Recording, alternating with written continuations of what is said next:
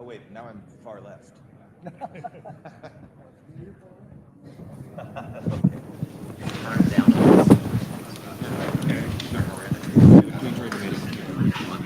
Testing, testing. Okay. We've got this working. Thank you for coming, everyone. I'm going to take just a second to introduce our guests here today. Starting directly to my right, your left, I guess. We have Claire Ainsley, who was policy director for Keir Starmer while Labour was in opposition, and now she's at PPI doing the Global Left Renewal Project. I got the name of that slightly wrong, I think, but a very valuable resource for understanding politics, both in the UK and Europe. To her right, we have Francis Fukuyama, the author of books such as The Origins of Political Order, Identity, The End of History, currently living in Palo Alto at Stanford. To his right, we have Shika Dalmia, who is both with the Institute for the Study of Modern Authoritarianism and The Unpopulist. And then we have Art Eggleton, who has so many things that I'm going to struggle to name them all. He's the mayor of Toronto for many years, a member of parliament, the defense minister in Canada while in parliament. And so we have a great deal of knowledge here, I think, about the state of international politics. And the topic of today's session here is global politics. What is fueling the rise of illiberalism around the world? What can the center-left and center-right and more pragmatic politics in many countries do to stop that? So I want to first direct a question at Shika and at Frank. And I guess we have a lot of people talking here today at this conference about the rise of illiberalism in America and the struggles of the center-left and the center-right in America. What can we learn from other countries that will help us understand what's happening here in America? Because this is not the only place in the world that this is happening. Thanks, Jeremiah. Thanks, everyone, for being here. So I guess I straddle two countries. I came from India, and I'm a naturalized citizen.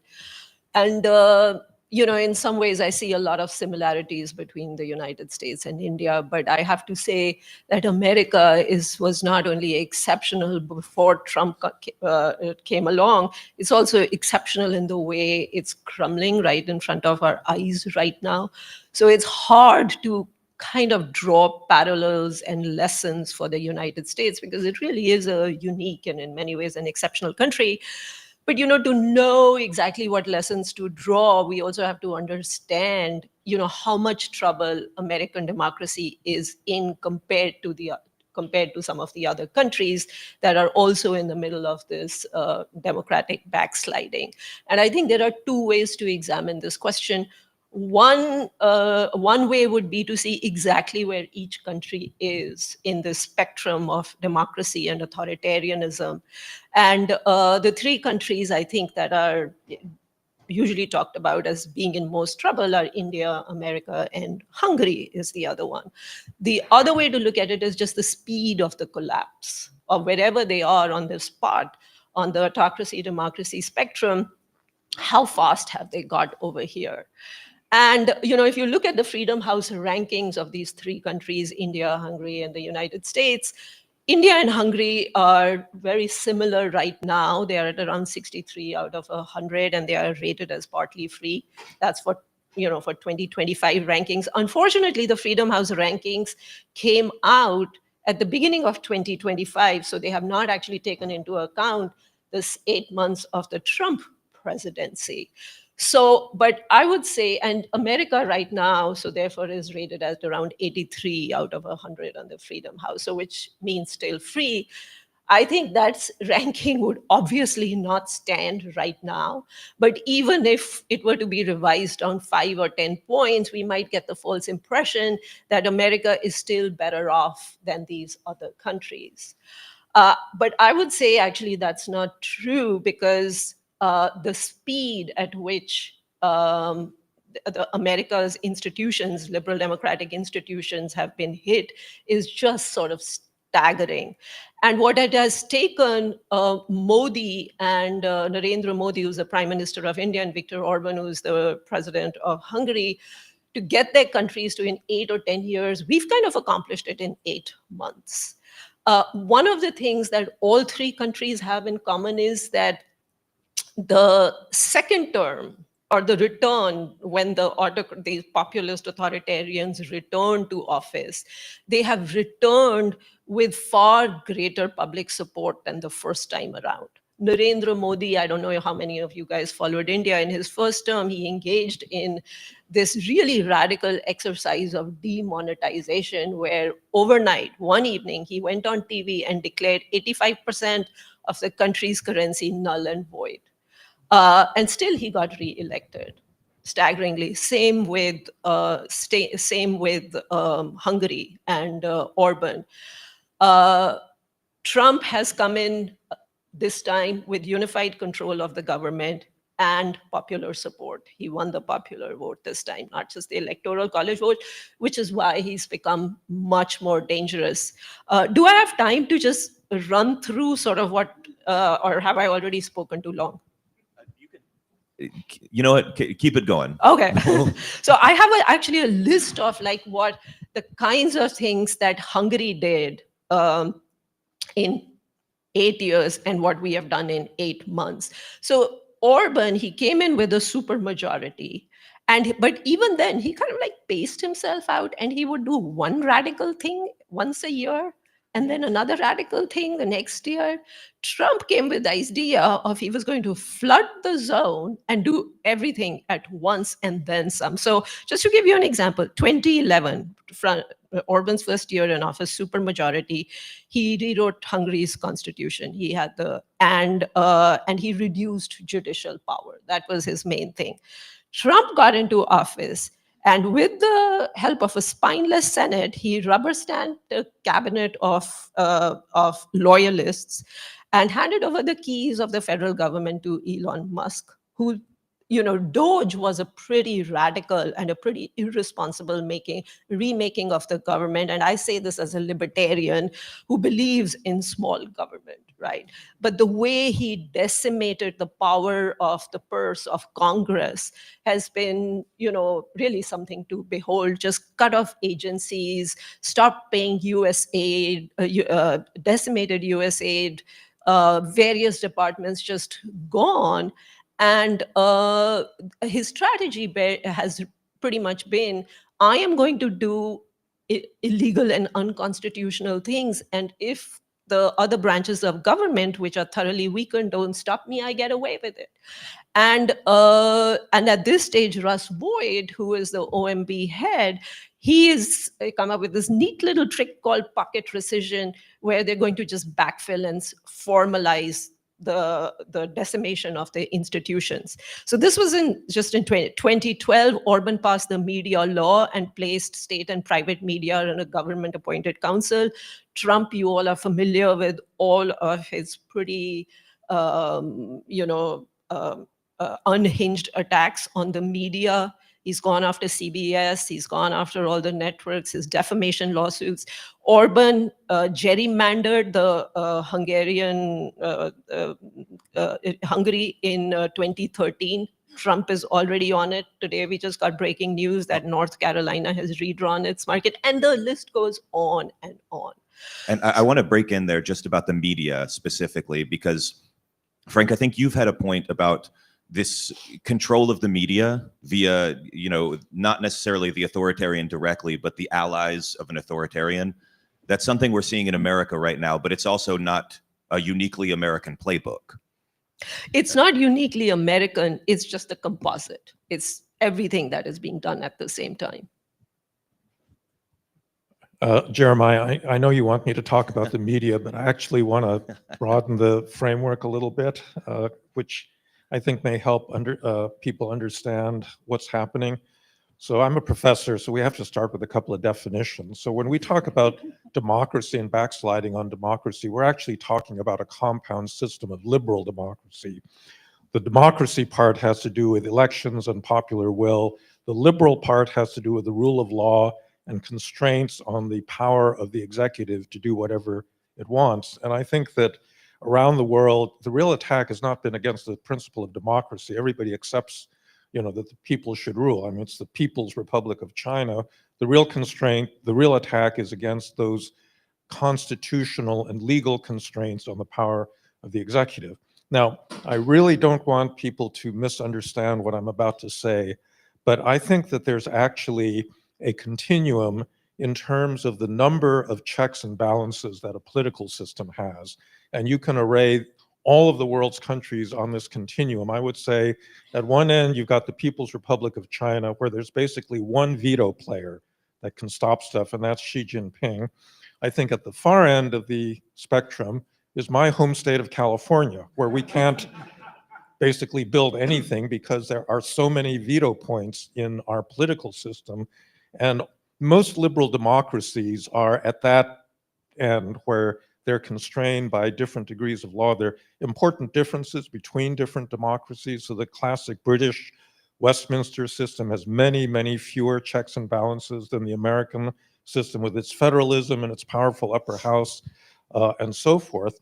And I think that one of the things that's going on in the world is that because of the accumulation of veto points and checks and balances on the part of liberal democracies, they have been increasingly constrained from doing things that their voters want, and you therefore get populists that say, well, I was elected and the previous government couldn't do a damn thing, and I'm just going to break through those constraints and do stuff.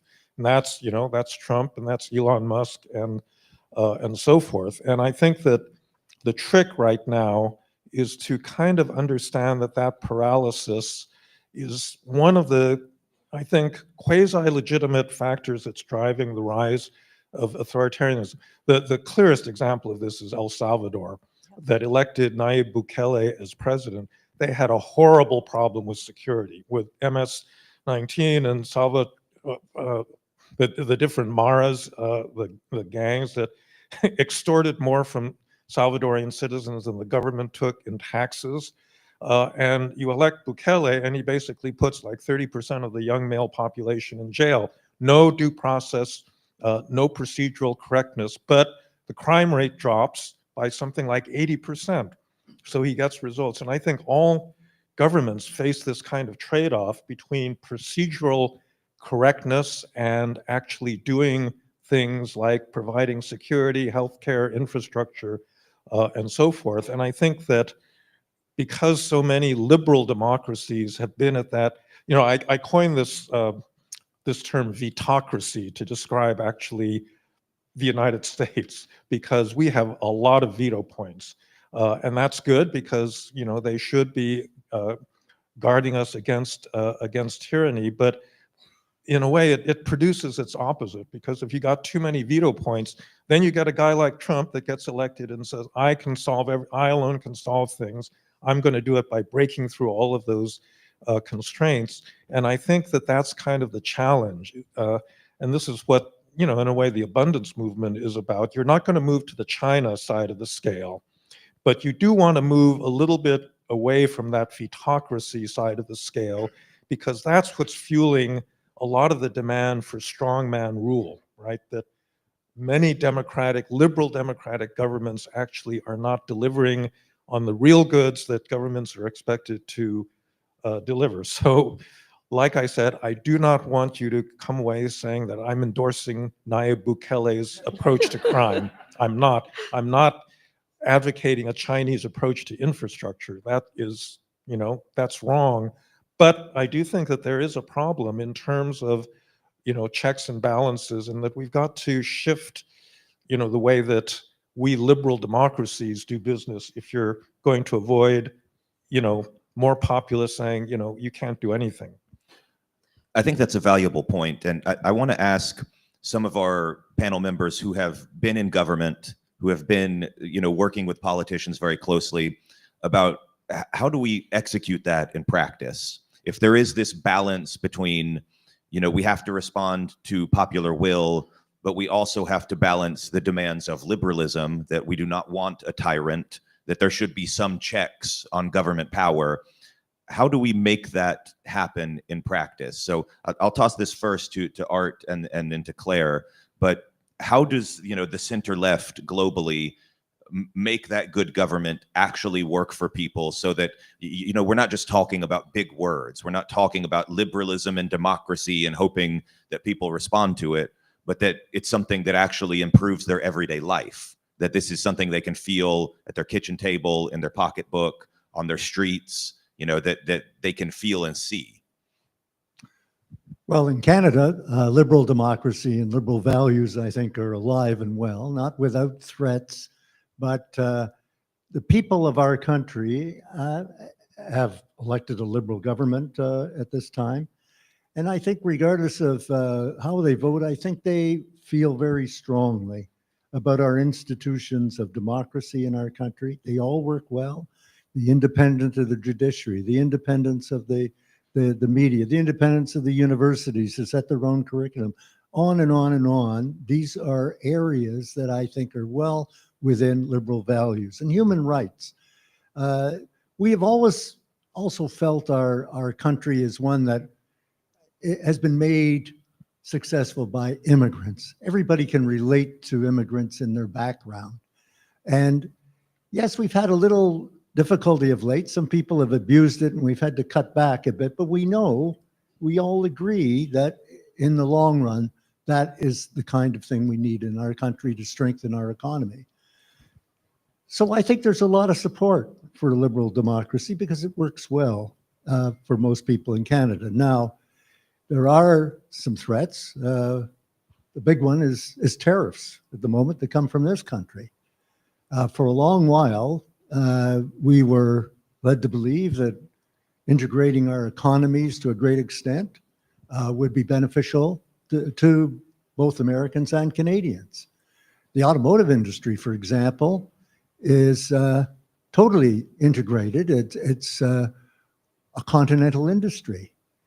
Parts are made in both sides of the borders. Other countries, cars shift back and forth to different plants run by the same companies throughout North America. And now all of a sudden we're told, no, that's not good anymore. The cars, we need to get that changed and we need to have American cars made just in the United States. Well, that of course creates a lot of disruption for us and a lot of job loss. So we're trying to now adjust, trying to change our direction, reinvigorate our economy. We're a resilient people. So we will use our ingenuity and we will work our way through this big threat. But it doesn't deter people from keeping our liberal values. It's not being sold on a populist basis. We got a technocrat now who is the Prime Minister of Canada. A central banker, even. Pardon? A central banker, the most technocratic of all the technocrats. And Justin Trudeau was previous, and we had more of a focus on improvement of our social infrastructure, and we still need to have that, and we still will have that. It's It's all an important part of liberal values. And one of the reasons I come here is I think we need to talk to each other, liberally minded people from different parts of the world, and we can learn from each other's experiences. We can share ideas, and I think an organization such as the Center for New Liberalism is a great thing to have happen. It's giving a spark to liberalism to fight authoritarianism, to fight extreme forms of populism. And I'm here as a vice president of Liberal International, and I think our organization, which is an umbrella organization of liberal parties and liberal and progressive democratic parties in the world, as well as citizen organizations. I had one in Canada. And we need to share ideas and strengthen each other and strengthen our voice to help preserve liberal democracy and liberal values so that we can all have a better life for our people in our respective countries. So I think it would be useful to kind of step back from thinking about what's happening and think from about why it's happening and who it's happening for, because we obviously didn't start from this point. There are voters in lots of developed democracies that are now open to these kind of radical illiberal approaches, but much of the time the demand hasn't come from that place. It's come with a long-running dissatisfaction. And the work that we do at PPI looks particularly at how to strengthen the global centre-left parties. Like the best way to kind of beat that illiberalism, I think, is to have a strong centre-left that is providing a better alternative for those voters. And for a long while, we did. And for some while, we haven't. And we have had some electoral successes where we've been able to beat the other side, but often those gains have been quite marginal. They've been quite difficult to sustain. And I think looking at the origins of why we've got to where we've got to, I think can help us find our way out too. Much of it has come, certainly in the UK and some of the European democracies, from this dislocation of centre-left parties from their traditional base and a failure to recognise that base is changing over time. It's not the traditional working class base as it was. It's moved to be a more modern version. And obviously what we tried to do in UK Labour under Keir Starmer's leadership was to reorientate the party. And it was, there is another session to be done on how hard that is, because a party that had been really overtaken by much further to the left leadership that spoke primarily to kind of graduates, but didn't speak to most people who were just going out to work, feeling like they were putting more in and getting less out. It took a while to really kind of tilt the party back towards its original base. We obviously had electoral success in doing that, but it's been the failure to sustain that that's underneath where we are now. Well, let me ask you about that, because one of the, and I'll toss this to you, Claire, and then I'm going to invite anyone else who has a response as well. But one of the things that's happened in the UK specifically is Keir Starmer won a great victory, the first victory for the Labour Party in quite a while after they finally got rid of Jeremy Corbyn. But he's had a tough go of it. And the central thing that, among many things, but one of the central challenges has been immigration. And immigration has been a real challenge for center-left parties all around the world, whether it's Australia, whether it's US and Canada, Europe, UK, just you can kind of go on. And it's very difficult for me because I am a very pro-immigration person, and I believe in the benefits and the value of immigration to our country. But it is clearly something that people are concerned about worldwide. And it seems like to me, the center left, the political center in general, has to address people's concerns about immigration, because if we don't, they're going to find someone else to address it, and we're not going to like how that goes. So what can you say about your experience with this in the UK and the struggles that Starmer is having right now? Yeah, so this speaks to like all of those issues, and then like how you deal with them. And it's not easy or comfortable. And like you, I'm someone who totally supports immigration and the benefits that it can provide. I think it's important to recognize that immigration has sort of become the lightning rod issue. and it's become bigger than the issue itself. So the issue matters in terms of primarily it's become almost like people's sort of psychological sense of the government actually working at all. The fact that it feels like governments can't control their borders, and this has been particularly the case in the last German election, where immigration was the top issue when inflation was so high, still hurting people. Immigration became the top issue, and unsurprisingly, the incumbent Social Democrats lost. They became behind the Alternative for Deutschland, which people will know is a far-right party, which was running second in the polls, is now running top in the polls. And through the PPI work that we did with Deborah Mattinson, Keir's Director of Strategy previously, people were just saying, look, we voted for the CDU, the Christian Democrat Union this time, but if they don't fix it, we'll vote for the AfD. They do not have in their minds this firewall that we have been taught that they might do in Germany against the far right. So they were very open. So the threat is real. And I think it's really difficult because I think it's both about the kind of psychological safety of the government can do something. And if you can't control the borders, then what does this say about what the government can and can't do? But it is also clear that migrants are being scapegoated for a whole bunch of issues, which migrants, the fault are not to be laid at the door of migrants. So the way that the Starmer government has gone about this in opposition was to have trying to draw out immigration as an issue. They didn't try and avoid it. But where they've got to now is they've almost made a series of quite sort of sounding tough announcements, whereas actually they probably need to do the opposite in a way, which is to give our new Home Secretary some space to work through what we need to do in concert with our European allies, because this is an issue around Europe, and we are going to face greater displacement down this track. And actually back away, I think, from some of the foregrounding of immigration to allow that space to happen, so that well out from the next election, we do not want immigration to be the top issue in the UK, because we have had riots on the streets for the last 2 summers in the United Kingdom over immigration.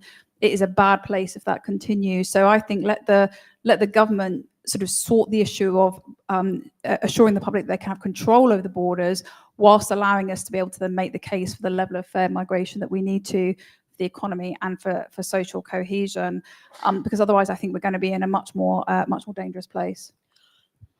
Go ahead. Couple of thoughts on this. So, we have the Canadian example on one side and the British example on one side. Now, in Canada, the foreign-born population as a percentage is something like 21% of, is that correct? Something like that. And then the United States, it's 13 or 14% at this point. And I think the UK is somewhere in between. And yet the country that has the least amount of backlash to immigration is actually Canada. There is, a far right, but it really hasn't gained much traction. And Keir Starmer, I mean, he has, taken a position on immigration that's close to what's supposed to be the median voter, what the median voter in the UK feels. And he's actually implemented some rather restrictionist, I would even call draconian anti-immigration policies. But his approval rating actually has not improved. It's gone down. And the Reform Party, which is the anti-immigration party, is the one that has gained ground in the last few months since Keir Starmer started actually moderating the Labour Party on immigration. So clearly the strategy of constantly appeasing the right on immigration alone is not going to work. I'm not saying that, no move should be made to address the concerns of voters who are anti-immigration or nativist. Clearly, they put us, to the extent that there is a strain on resources and public goods and all of that needs to be addressed. But that alone is not going to work, and it has never worked, and it's actually not working in the United States either. Wonder about that. Well, so this is a question for you. So if there's one message that came out of the original Brexit vote, it was that Britain wanted to regain its sovereignty, particularly over an issue like immigration. And there's been 8 years since then, and the levels of immigration have actually increased in that period. And so it's not as if, we tried closing the borders and it just, hasn't appeased the right. I mean, 8 years you had conservative governments that could have actually taken much tougher measures. You have Denmark and Sweden that actually managed to, through democratic means, seriously reduce levels of migration. Why hasn't that happened in Britain? Yeah, so I would agree with that analysis more, and that's more where the public are coming from, Shika. So I would like to hear more about what you think the draconian measures are, because the reason why Keir Starmer and the Labour government are not popular, I think, is much more about the economy and the fact that they're not doing what they said they would do. I think people are just in Australia, they dealt with immigration as an issue in terms of they tried to at least neutralise it, so they didn't fight an election on it. In the UK, what's happened is exactly as Francis says, which is that actually they're calling it the Boris wave. So Boris Johnson, you will know, you wouldn't associate him, but actually he's got quite liberal tendencies in some ways. Immigration was much higher from outside of the European Union after the Brexit referendum. And that has been met with, I think, this cause of consternation from the public, who are as divided as the issue about the issue as they are over here. So I think Labour sort of tactics of going after it, I think are, I would just question, because I think they need to come up with some actual solutions about how you deal with this. But much of it has been because we've seen these big surges in migration, particularly after the pandemic. And much of that has been from Boris Johnson's time. So Reform are both then using it to weaponize against Boris Johnson, who there's talk of a return and they don't want him. So it's all sort of inter-right politics there. Whereas actually I think the sensible road, I think, would be to do what Anthony Albanese, the Labour government in Australia, did, which was to, as I say, have a sort of fairness message about immigration. So it was, we welcome you if you come here, play by the rules, pay your taxes. If you don't, that's not the part of the. So it's almost a citizenship message. So that's effectively the reason. And the Conservatives made such a mess of immigration, the economy, a bunch of things. Their ratings are so low. That's the only comfort for the Labour Party right now. And immigration is one of the issues. And the mess that people feel that they made of Brexit right the way through. And I will say, Australia is another example, like Canada, of a country that has a higher percentage of foreign-born residents than the U.S. does by quite some distance. Yes. And yet they also, despite having what essentially are the results of a lot of immigration, they have a lot of tough policies at the same time. They are infamously, they've cracked down on the boats, the migrant boats trying to get to Australia at various points. And you can criticize individual actions, but I'm curious, Art, if you have thoughts on the Canadian experience of simultaneously having more immigrants than America, but also having a very different and more orderly system, I would call it. Well, of course, you can't get to Canada very easily by a boat. At least not a little one. But you're not trying hard enough. Well, Americans haven't but there has escaping. been a very good system of we basically have half of our people come as immigrants who are either well educated or have some funds with them that can start up a business. This is the economic class, and it's the biggest. Then we have a quarter who are family reunification people who are brought in by members of their families and who look after them. In a lot of cases, a young family might have come to Canada, but then they want to bring the parents over or the brother and sister, and they're able to sponsor them to do that. And then the last quarter is the refugees. And of course, that can be difficult at times because they're coming with different languages, don't understand a lot of the customs and traditions within Canada. So it's important to have adequate support so they can get on their feet and can become contributors. And they do. And I think Canadians see that. Canadians see great examples of that. There are some people who are concerned now that a lack of affordable housing is creating some problem. We're even seeing some refugees amongst the homeless population. Now that is causing a lot of concern. So some of the rules and abuses have to be changed, but the basic system is a sound one. And I think most Canadians feel immigration adds to the economy. It adds to the success of the country. And they've seen that down through the ages.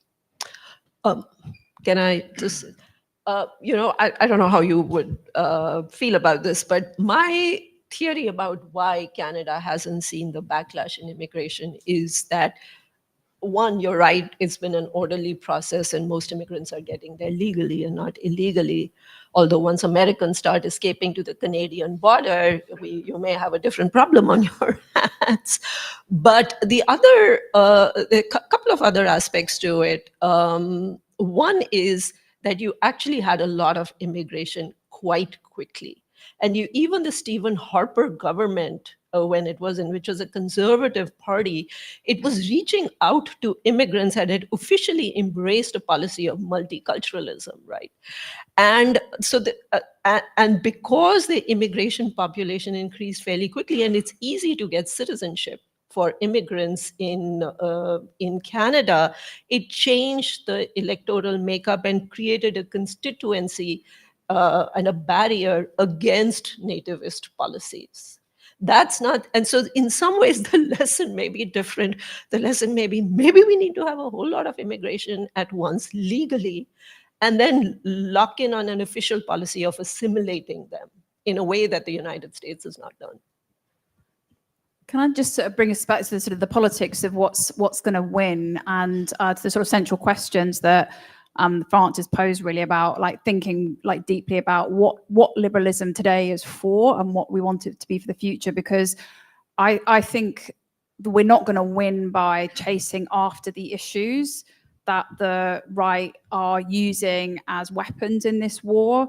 So I don't know if you have that fairground game whack-a-mole here, where like things pop up and we go, oh, immigration pops up, damn, gender identity, oh, how are we going to deal with that? Or some of the attacks on democracy, as important as all of those issues are. I think we win by thinking about this point about feeling stuck. And I think whilst governments look as though they sometimes feel stuck, the Westminster executive too, I think a lot of workers feel stuck. They don't feel they've got the mobility to move on. And therefore, I think for as long as the centre left is not addressing that story of opportunity and what that means for people, we will still remain in this kind of chasing the tail of the right. So to get out of that, I think we do have to have a clear and transparent policy around immigration, deal with the attacks on democracy, how are we going to short those institutions? But ultimately, I think an agenda of mobility and opportunity, because we can't just be about security. We were always about more than that. We're about how people get on in their own lives. So if governments are feeling stuck, how can we unlock that and win people? And I think a lot of that is around skills, is around the future economy, how we can adapt for the economy that's to come, and crucially, like tell people a story that is not about loss, because I think too often we say, here's this bright future and isn't it exciting and it's coming, and actually if you're not someone who feels like you and your children are going to benefit from that, unless we give people a place in that story in the future, then they're still going to feel adrift and they're still going to turn to the far right. I feel like that's really, really important, because campaigns and politics are a matter of policy. Sometimes they're the concrete policies that you promise that you will implement, that you think will change people's lives for the better, change your country for the better. But more than just the sum of policies, you use the word story over and over there. There's the narrative you are telling about the people of the country and the country itself and the future. And I'll open this up since Claire's made her point, to anybody who wants to address this. But what is the story that liberalism should tell about itself, just writ large, whether it's, you know, center-right liberalism or center-left liberalism, or however you want to define it? What are the stories liberals can tell that will help us win? Well, I'm on the abundance panel later this afternoon, so I'm going to kind of steal from what I would have said there. But I do think that actually having some visionary projects that are not done by the private sector, but are actually done by the government, that it shows that it's competent and it's able to do things like it did in this country in the early 1930s, Golden Gate Bridge, electrification of the Tennessee Valley, the Oakland Bay Bridge and Hoover Dam, all created within the space of about 4 years, right? And there's lots of building that we could be doing today that is not getting done. And I think a vision, you know, of actually having a collective, I mean, it's nice Elon Musk wants to go to Mars, but, you know, he's just a private rich guy. You know, it's not a public project. I just think you need some very concrete, things that can be done by a Okay. state that's empowered and competent. And I agree with that because we're doing that now. Our government is putting in place a major project office, and we are looking at doing those kind of things that people will rally around as they did with the railroad 150 years ago. There will be major infrastructure projects, but there needs to be social infrastructure projects. And I think that's something that liberals can bring to this kind of balance. We believe in being socially progressive and at the same time being fiscally responsible and promote growth. And here's an opportunity for people, and it includes our Indigenous people. It's important to do that. The Prime Minister of Canada has made that very clear. So I think we're heading into a period where we will have major infrastructure projects in our country as a means of developing changes in our economy to help get through this period of time. I want to add one point to Frank, and then we're coming up on time soon, and Sheikha, I'll give you the final word after me. But Frank, one of the things that I'm reminded of when you talk about those big projects is, if anyone's ever read Lyndon Johnson's biography, and you skip all the boring stuff about when he actually had power, and you go back to when he was in West Texas, and the rural Texans that really were his base, that got him elected by this very slim majority, that they called him landslide Lyndon, because I think he won by like 40 votes or something. But when he was first there, like, it was a very, very poor area. They did not have electricity. They did not have running water and modern toilets. And what people would say is, like, Lyndon brought electricity to us. Like, they were deeply loyal to him for decades in this country, in this rural country, because he made it happen. Because they could point to, now I have an indoor toilet, whereas I used to go in an outhouse. And now I have electricity, and so I can have a modern appliance. And that sort of result is so important, like you were saying. So liberals need to be able to tell those stories, and the stories have to come with results, I think. And I think, Biden hoped that the big bills like the infrastructure bill that he got passed would have a similar effect, but we got too much sludge in the system. And actually Trump is the one that's going to benefit from it, because it's going to take 10 years to get this stuff built. So if you're talking about telling stories, we should tell not just positive stories about liberalism and its accomplishments and what we can accomplish, but also tell stories about the other side and how they have brought us to the current state of affairs. Frank mentioned the idea of vetocracy. Vetocracy is, I've been covering immigration for 30 years. And every attempt to fix America's broken system has been vetoed by the nativist right. The Gang of Eight changes that comprehensive immigration reform that George Bush proposed went down in flames. It would have created many legal avenues for immigration and actually moved America towards something like a point system. With Canada, did not go anywhere. Obama failed as well. So at every point, the right has seized the narrative from us. It has created the problems, kept our system from improving, and in fact, broken it further. And we have not been able to tell a counter story about the right. And we need to be able to tell that. We need to seize the narrative and take the fight back to them, not just keep fighting on their turf and giving them half a loaf and expecting the public will then like us for it. It doesn't work that way.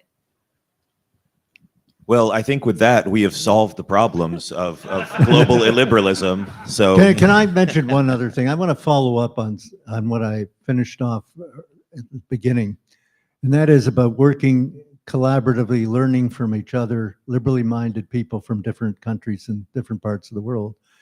In Toronto next month, we are sponsoring a transatlantic legislators dialogue. We're trying to bring together up-and-coming legislators of Europe, Canada, and the United States to try and learn from each other, to share experiences and to share ideas. And I hope that becomes part of an ongoing framework, because I think that will help to strengthen liberalism when we're working together in a stronger voice. All right, everyone, I think that will do it for the panel. These are your panelists: Claire Ainsley, Art Eggleton, Frank Fukuyama, and Shika Dalmia.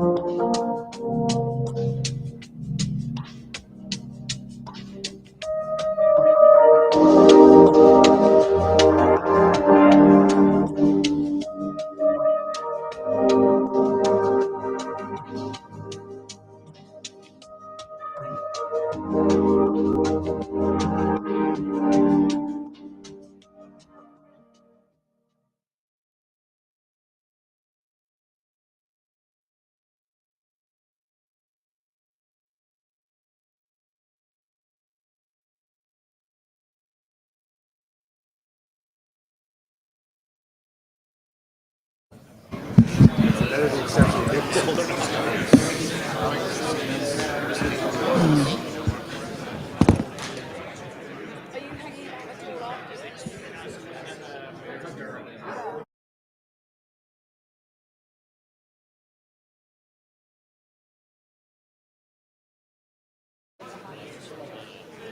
everybody.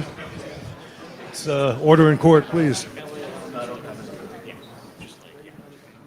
Well, good afternoon, everybody. I'm Will Marshall. I'm president of the Progressive Policy Institute. And this conversation will kind of follow, I think, pretty continuously from the previous conversation, which took a global look at sort of the threats to democracy. We're going to squeeze the aperture a little and look at the democratic problems, Democratic Party's specific problems. The title is Liberal Competency, Addressing the Crisis of Voter Trust. This crisis is double-edged. There's both a party crisis, that is, voters do not much trust Democrats with handling the issues that they define as most important to them. And at the same time, they don't trust government at all. About a third of voters tell us that they have a lot or some trust in the federal government's ability to act in society's best interest. So, you know, it's kind of a double whammy for a party that, you know, wants to use government to advance social and national purposes. And we have this, you know, dilemma in which the president's personal popularity is sinking. We've been hearing that throughout the day. And yet the public trusts his party more than Democrats, again, with the top priority issues of the economy, immigration, crime, and foreign conflicts. Democrats are trusted more in healthcare, and that's why I think in a funny way we may hold the advantage in this great shutdown drama. And other issues too, but they're issues that just don't happen to be as salient to the voters these days as the other issues I mentioned. Now, this distrust we're talking about is not a generic distrust that's kind of distributed equally across the electorate. It is concentrated among non-college voters. You know, Kamala Harris did well with one group of voters last year, and that's college graduates. And so our problems are concentrated among non-college voters, obviously, and increasingly among non-white non-college voters. So we find ourselves in the midst of a new political alignment in this country based on class defined as education level, which I think is unusual for people. It's cutting across lines of ethnicity and race in ways that have surprised and upended a lot of assumptions about how politics works. And it's a big problem for Democrats because non-college voters are the majority in this country. And because our party traditionally has been, you know, has thought of itself as a party that defends the interests of the ordinary working Americans and not the plutocrats and the powerful. But we find ourselves, you know, aligned now in the voters' eyes with a status quo that they don't like or trust, they don't think works in their interests, and with educated elites who focus on niche interests that are not the things that they're top of mind for them. And this is why we think resistance alone is not sufficient. At PPI, we talk a lot about resistant reform, and in our policy work are trying to put the concerns of working Americans first. And this entails, we think, big changes in the offer that we make to voters in the way we approach the cost of living crisis, immigration, which we talked a lot about in the previous panel, maintaining social order, energy and national security policy. And again, this, I think, overlooked kind of sleeper issue of making government work, maybe making people think that government can actually improve their lives again. So we have three great folks here to talk about this. First is Representative Laura Friedman. Second is Claire Ainsley, who we just heard from, my colleague at PPI and who runs our Center Left Renewal project, as you heard, and Pete Broadnitz. And I'll introduce Pete properly in just a second, but let me kick it over to Representative Friedman first. You've got her bio, but let me say that she is, she represents the 30th district in California. Before that, did a stint in the California State Assembly. And before that, you were mayor of Glendale. So you hit for the political trifecta. Somebody knows her way around a ballot box. We were just talking, her district is not particularly swingy. She won by, 35 or so points. So it's a little bit different than the kind of situations we're often talking about here, in which we're trying to figure out how to win in competitive races so that we can actually get back into the majority. But we need as many seats as we can get. Let me start with you, Congresswoman. Environmental policy, I know, is a priority for you and has been. And PPI, and Claire's been involved in this, we've done a lot of polling and focus grouping of working class voters. They take climate change seriously. They want to see more action against it. But they're even more worried, again, these are non-college voters, even more worried about high energy bills. And they don't quite feel that they've been brought along in the conversation about a clean energy transition in a way that allays their fears that it could mean spiking prices for them, energy scarcity. So maybe that's a place to start. How do you talk about that issue? It's a big issue in California generally, because California leans forward on net zero targets and things like that. But, how do we bring more, average Americans into the coalition for change in a way where they don't feel threatened by these changes? Well, first of all, thanks so much for having me here. It's really a pleasure. I flew out here this week, even though we're in a shutdown, partially because I really wanted to be here at this conference. I very much appreciate what you're working on and the issues that you're tackling. They're very, very important. And energy costs are a huge concern in California. We have some of the highest energy costs in the country. And where I live in Glendale, my city council just announced that they're going to be increasing energy costs up to 100% over the next few years. And that's costs that are already prohibitively high for our residents. There's some reasons behind that. One is we are in the process of replacing an old obsolete gas plant with a new plant. But what's really driving a lot of this as well are, quite honestly, the Trump tariffs, which have increased the cost of that plant quite a bit, as they're currently getting supplies, getting their equipment, getting parts from overseas, particularly from China. The battery that they had coming in was sitting in customs, and they were asking for an $80 million tariff on that part. Can you imagine? Just incredible amounts of money that they were demanding. And so this has been something that's driving up costs across the Southland. City of Burbank passed a bond measure for their school system to replace roofs of old buildings, including putting solar arrays on the roofs to bring the cost of energy down that the district is paying. And now, because of tariffs, they're only able to put solar panels on half of the roofs instead of all of the roofs they were going to do. So there's a real issue here with the federal government's tariff policies not being in line with bringing down costs for the cost to build new infrastructure, particularly. And we have to, as environmentalists, connect the reason why clean energy is better for people, not just for the environment, but also because when it's stood up and running, those projects are often provide much more inexpensive energy, and energy that's a cost that are a lot less volatile than fossil fuels. We also have to remind them that at the time when so many communities have already invested huge amounts of money in new clean energy, the Trump administration is canceling those projects, sometimes that are 80% complete, which is a complete waste of taxpayer money. So in terms of what Democrats need to do is also, to remind voters that what Trump is doing right now is deeply unhelpful in terms of bringing relief for ratepayers who are already struggling with the high cost of energy. In California, there is huge demand for less expensive energy, but also for clean energy. And our communities have shown that over and over by what they have voted for in their communities. So making sure the federal government has a responsibility now to help those communities and to help those states deliver on that energy promise to their communities, and not to continue to do things that just pull the rug out from underneath these communities. You make the point that it's now, the president who's out of step with where we think the center of public opinion is on this issue, which isn't all of the above kind of policy, energy policy that doesn't force voters to make choices between, the legacy fuels and new ones, but says we need to move forward on all trajectories. Let me bring in Pete Brodnitz. Pete's a good friend of PPI and mine, and he's the founder of Expedition Strategies, strategic opinion research company with global clientele. Pete, President Trump is trying to run America as a one-party state.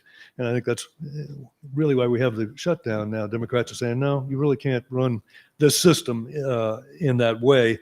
And his approval is tanking, and all the polling that I've seen seems to be losing independence, but we're not getting a thermostatic boost on the other side for Democrats, right? What will it take for us to sort of reach to these independents who may be now in play? And what do you see happening maybe in this midterm election with, Trump losing people who were part of his coalition in 24? So why does this not look like I told you? Hello? Yeah, you go, that's fine. So, first of all, as far as your premise goes, there was a Washington Post poll recently that indicated that the Republicans are in a lot of trouble. And so I don't have to go over all of it, but it did very accurately say the Republicans are in a lot of trouble in terms of their job rating, in terms of public confidence in them handling the main issues that people care about these days, particularly the economy, which is the number one thing in all the polling. It's not the only issue, but kind of the number one thing. And yet, and I just should say, it also shows that if you look at the generic ballot for Congress, which is a really rough way to figure out who's up and who's down, it looks pretty good. I think it was a 12-point advantage. Looks pretty good. And to Will's point about them running the Republicans running things as a one-party state, is that's probably going to backfire on them in the sense that it will generate huge Democratic turnout by depriving Democrats of any victories. I think they're actually hurting themselves. The Republicans are hurting themselves by depriving Democrats of any victory, because the only way for Democrats to express their feelings about things are to go out and go to protest or to go vote. Republicans, on the other hand, are going to be relatively complacent unless something changes between now and the election. It's always a long time between now and the election, except if you live in Virginia and New Jersey, where there isn't a long time between now and the election. But most likely, Democratic turnout's going to be high. So what that means is kind of good and bad. So it might mean that we have really good elections, despite the fact that what the poll also shows is that if you compare the two parties on things like the economy and immigration and crime, for instance, voters don't have a lot of confidence in us. So voters will say, like I in my own poll from May, which was a battleground poll, so a little bit earlier than the Washington Post poll, which was September. In the battleground poll, we asked people if we're in a recession or not, and half said we're heading toward a recession. Then there was another 15% or so who said we're in a recession. And there were a lot of other measures that said people are very concerned about the economy and very unhappy with the way the Republicans are running the economy, and the Republicans, and it's the top issue. And also, to the Congresswoman's point, 70% saying in the Post poll that they believe the tariffs are increasing prices. So I'm actually very happy that you brought it up, because a lot of Democrats don't think the tariffs are an interesting issue or think that voters don't understand the issue.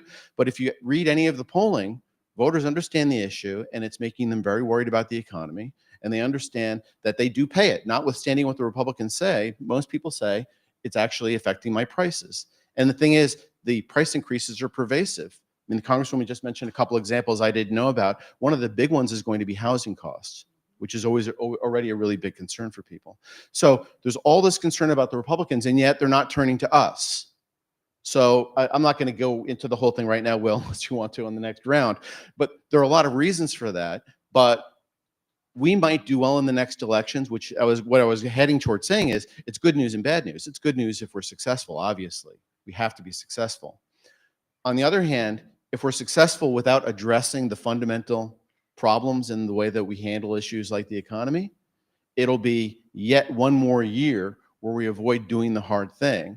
And so all I want to say about that, and we can get into more if you want to, is that the current problem that we're having when it comes to confidence in the Democrats is not a new thing.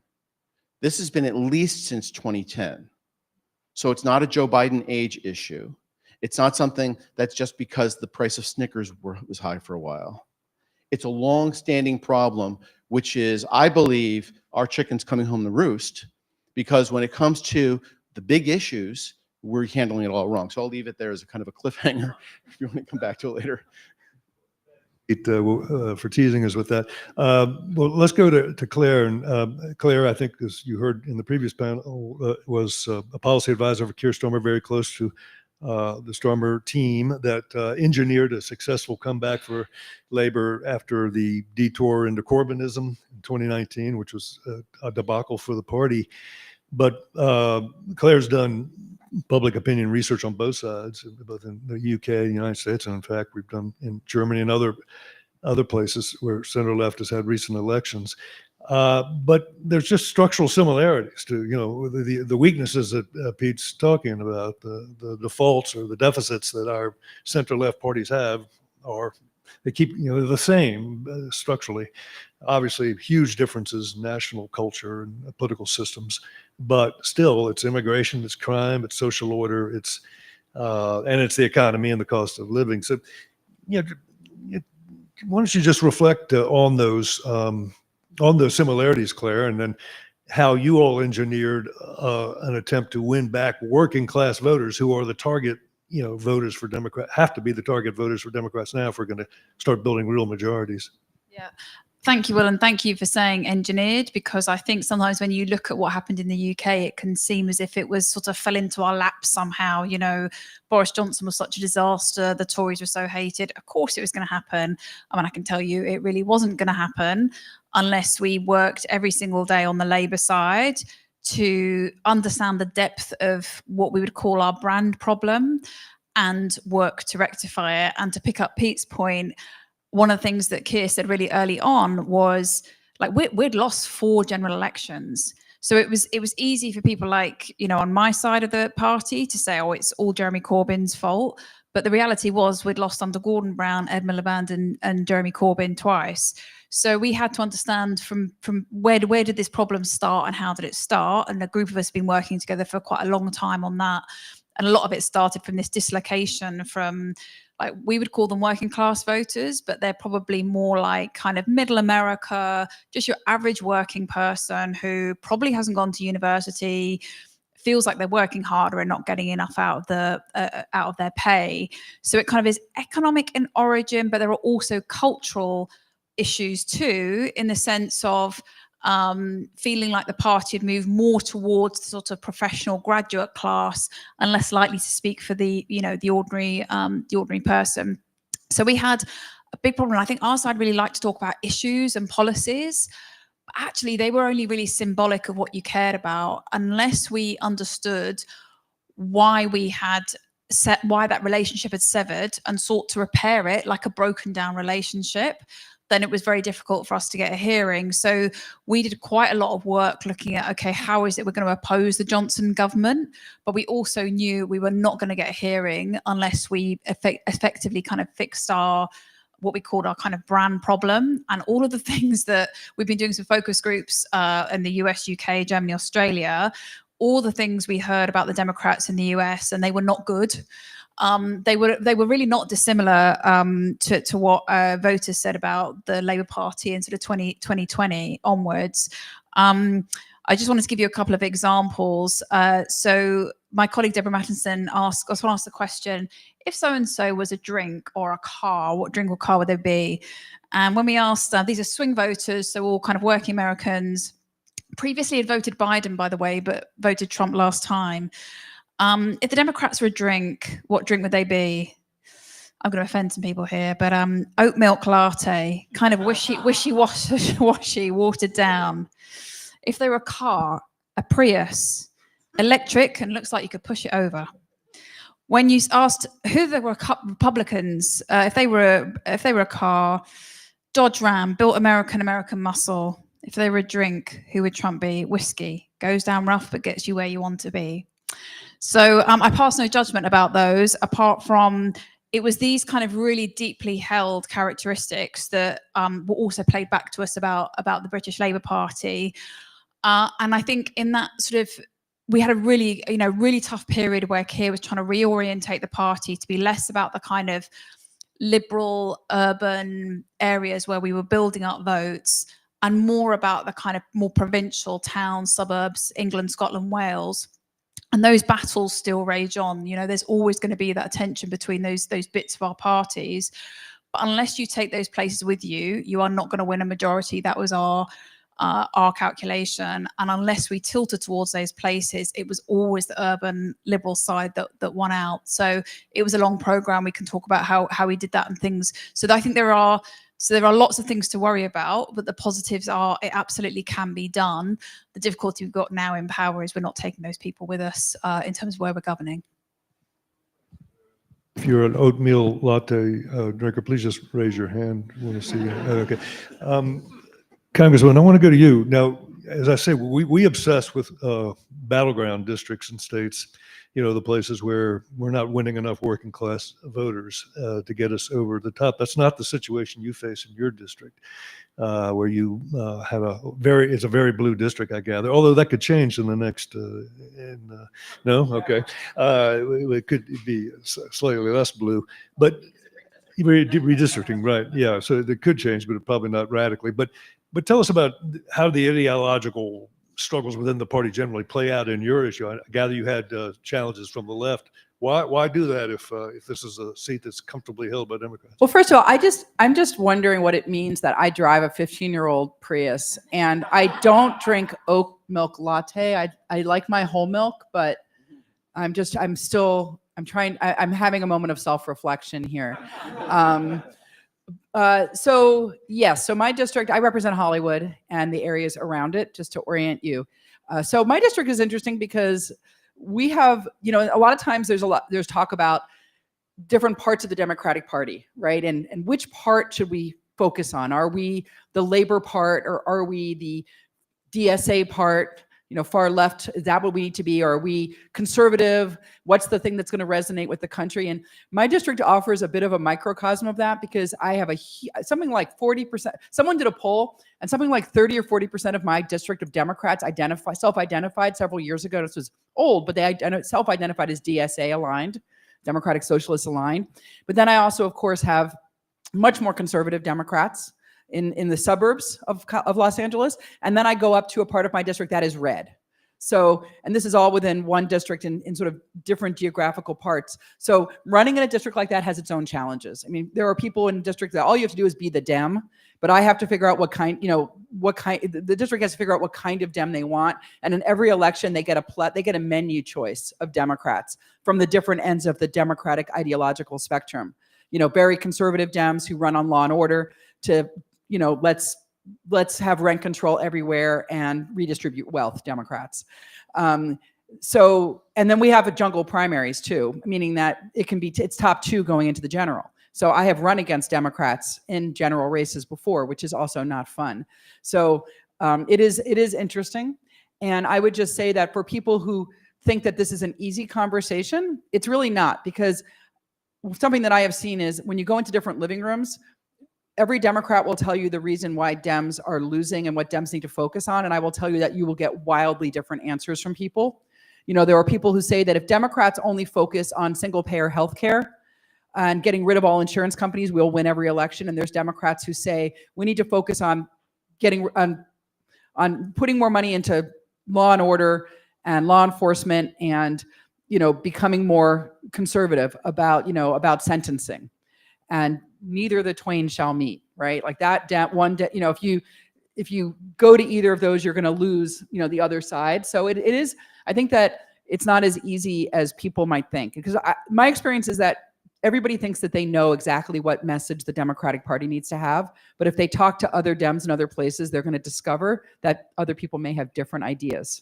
So when I ran, I focused on the things that I think my community really cares about, which is the cost of living, particularly housing in Los Angeles, the cost of housing, that young families feel that they will never, ever be able to afford to buy a house and have the kind of stability that they see people in other neighborhoods having, or in other generations having been able to establish. People feeling that they don't have upward mobility anymore in their jobs, being very afraid that the career that they've dedicated their life for is eliminating their positions.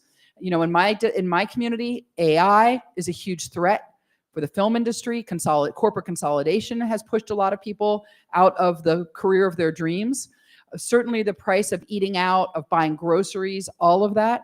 So when I ran, I focused on those issues, not on sort of the larger ideological issues. You know, I'm speaking to Democrats, and I'm assuming that we all have the same core values, but what people really need help with right now is being able to stay in Los Angeles, given the cost of living there. Access to healthcare, which has been an issue for many, many years, helped by the ACA, certainly quite a bit, but still a huge struggle for people, even in Los Angeles, even in California, where we have, we've taken full advantage of ACA expansion, and people have seen premiums come down, still something that is a cost driver. And I've worked on medical bankruptcy in California and people losing their homes because of medical bankruptcy. So there's still a lot of issues that make life difficult. And I like to think that the reason that I won in a very crowded field filled with well-known Democrats is because I focused on that and not necessarily on Donald Trump or on sort of bigger ideological issues.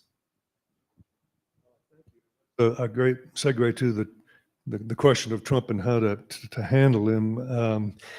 Obviously, when he does things that bend the law or break the law, Democrats feel obliged to criticize him, and we saw that. People were out last weekend making their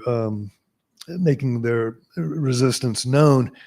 But there's a hazard, isn't there? A Trump trap, in a sense, Pete. If in which if that's all we say.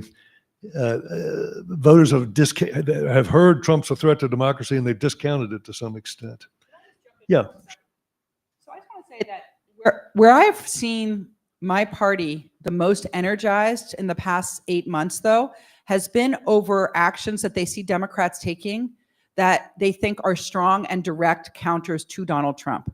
So in California, it's been Prop 50, which is the redistricting effort. I have never seen my party so happy about what we're doing and so energized. And I heard it from Democrats of all persuasions, kind of all over the ideological map, of them saying, finally, the Democrats are fighting back. So it actually hasn't, yeah. So yes, I'm working on housing and energy and a lot of things, and people like that, but this is the thing that they've been energized over. And the second thing is our refusal to rubber stamp the Republican budget that takes healthcare away from millions of Americans. That is the other thing that I have seen very broad support, where people that I don't know are stopping me on the street, working class people, and saying, thank you for making a stand for my healthcare. I'm on Medicaid. I'm on Medi-Cal in California. Or my child is disabled and the cuts to Medicaid are going to make it impossible to care for my child. Or because of what they're doing with Department of Ed, I don't know that he's going to get educated in our schools. Like, people want to see us fighting back directly against what Donald Trump, that they perceive, is doing to them. So I want to just temper what I said with that as well.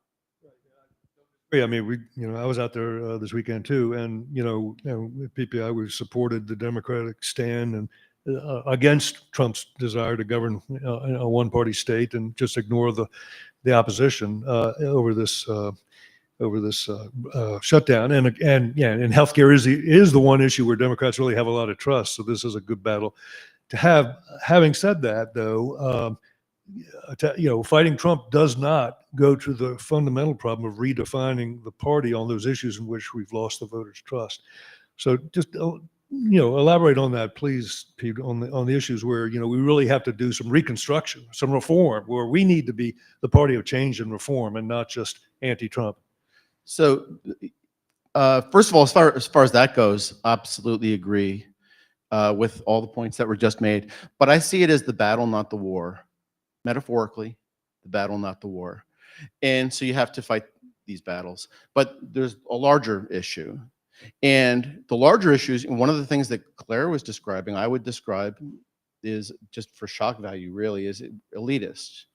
The party's really elitist when it comes to our approach to a lot of things. And so I think we have a problem with being elitist. And I'll explain it, but what I mean by elitism is we don't listen. We tell voters what we think the voters are saying, and they're not. So for instance, the Congresswoman was just talking about the issue of crime. Well, if you ask a voter, let's have a conversation about crime, and then just ask them, so what do you think we should talk about if we're going to have a conversation about crime? That would be listening to a voter. Instead, we impose it on it, and different parts of the party will impose a different answer. But some will say, oh, well, that means we're having a conversation about sentencing, like too tough sentencing or too lenient sentencing. Some will say it's about social justice. Some will say it's about early intervention, et cetera. But we don't ask the question. We impose an answer, and often collectively, the answer that the party imposes is not the correct one. So for a while, it was really fashionable for the party to impose the idea that voters are angry. Well, I asked voters, are you angry? Or are you anxious? Or are you sad? What is it? Well, it was anxiety, predominantly anxiety. It wasn't anger. So we're diagnosing that the issue was anger. Another misdiagnosis was the idea that we need to give people free college because people want to go to college, but they can't go because they can't afford. Well, if you actually ask people who don't go to college, that what they told me in research is, we're not going to college because we don't see the value in college. And that's because I don't want a job that requires college, because my American dream is not the one that you think it is. My American dream is not to become a lawyer. And in fact, if you ask people, would you rather have, which I did at one point with non-college voters, would you rather have a good, and I'm paraphrasing, but a good factory job or a good office job? It was 75 to 25, factory job. So we're imposing. So that's elitism, for us to just impose these kinds of things on people. The other one, which is a really giant problem, is that we often will refer to people as either under the thumb of powerful interests or struggling. Well, you do that, it gets to my point number 2, which is you're violating people's sense of themselves. People do not see themselves as struggling. I'll say the very first time I came across this was during the Gore campaign. So it was a long time ago. And it was in New Jersey, where people tend to be pretty candid about their opinions about things. And he was using this message, people versus the powerful. And people were getting asked, well, what do you think about that message? And they were saying, F you. I'm not powerless. It violated their sense of self. So those are just examples of us being elitist. We've got to fix that and actually listen to voters. The other thing is we have to embrace nationalism. Nationalism has a positive aspect. I think the Republicans intentionally take it in a really negative way because they want us to shy away from it. Because what we do, and I think this is what Will is getting at, is we often just react to what they do. You know, they say, we're for tough borders, so we say we're not for tough borders. Well, we were until they said it. You know, they say they're for tax cuts, so we say we're not for tax cuts. Well, we were for tax cuts for the middle class. Why are we all of a sudden anti-tax cuts? They say they're in favor of helping companies, so we say corporations are villains, which is literal language that comes out of the party. Wrong. I mean, it's reactionary, it's not strategic, it's self-destructive. So these are all things that stand in our way. And the thing about nationalism is, and I don't know, Claire, if you may have actually seen this, I don't know if it happens to have come up in any of the stuff you've done recently, but I'm pretty sure that in almost any country around the world, if you ask people, is your country great? People will say yes. And if you ask why, they'll tell you why their country is great.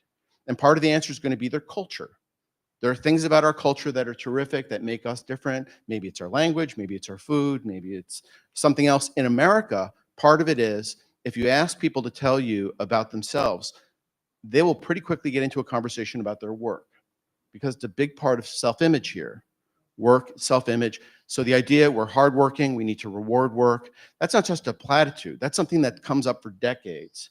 And we need policies that actually reflect that. But that's part of people's self-image. So meeting people where they live, talking to them in ways so that we can get their proxy to make decisions, means we have to actually embrace nationalism. So what happens is, and this is the last thing, because it's alluding to what Will was asking about, is the Republicans are nationalist, and so we say and patriotic, or they claim that kind of language, and so often we shy away from it.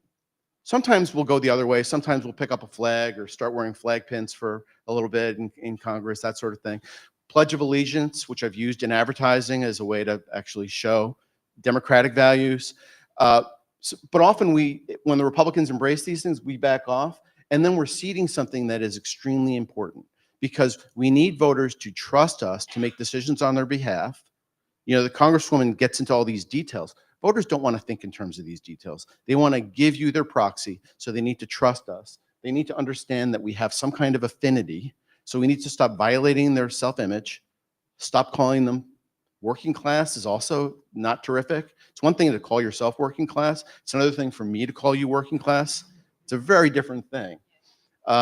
Anyway, so what do I wrap up with that? Yeah. Do you want me to pick up that? Yeah. So I agree with all of that. And yeah, particularly on the terminology, like you will find the best way. But it sounds condescending to just talk about a class of people, and like Labour never did that. Like he would eventually, we could persuade him to say he came from a working class background, because he did.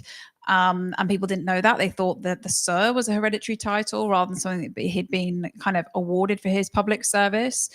So I think kind of the sort of transferable points are getting as close to the voters that you're talking about and with them as possible. And one of the things I've observed just working a little bit in both countries is that the Democrats are not short of money, but sometimes the messages from the research and the actual profiling the voters you need seem to be kind of less evidence than I perhaps had expected. So, for example, before the last election, when I asked people, okay, what describes me the sort of voter coalition that you're building, you'd get quite wildly different answers from different people. And I just say that without any knowledge or insight of the campaign. But by the time we were on the doorsteps for Labour, we had on our phones, we described them as hero voters. And that was because they were the target voters we needed. They were swing voters who possibly had voted back in the day for the Labour government previously, maybe had voted for David Cameron, but we called them hero voters because by and large, they were people who had probably voted Leave in the Brexit referendum, which was not how most of us had voted.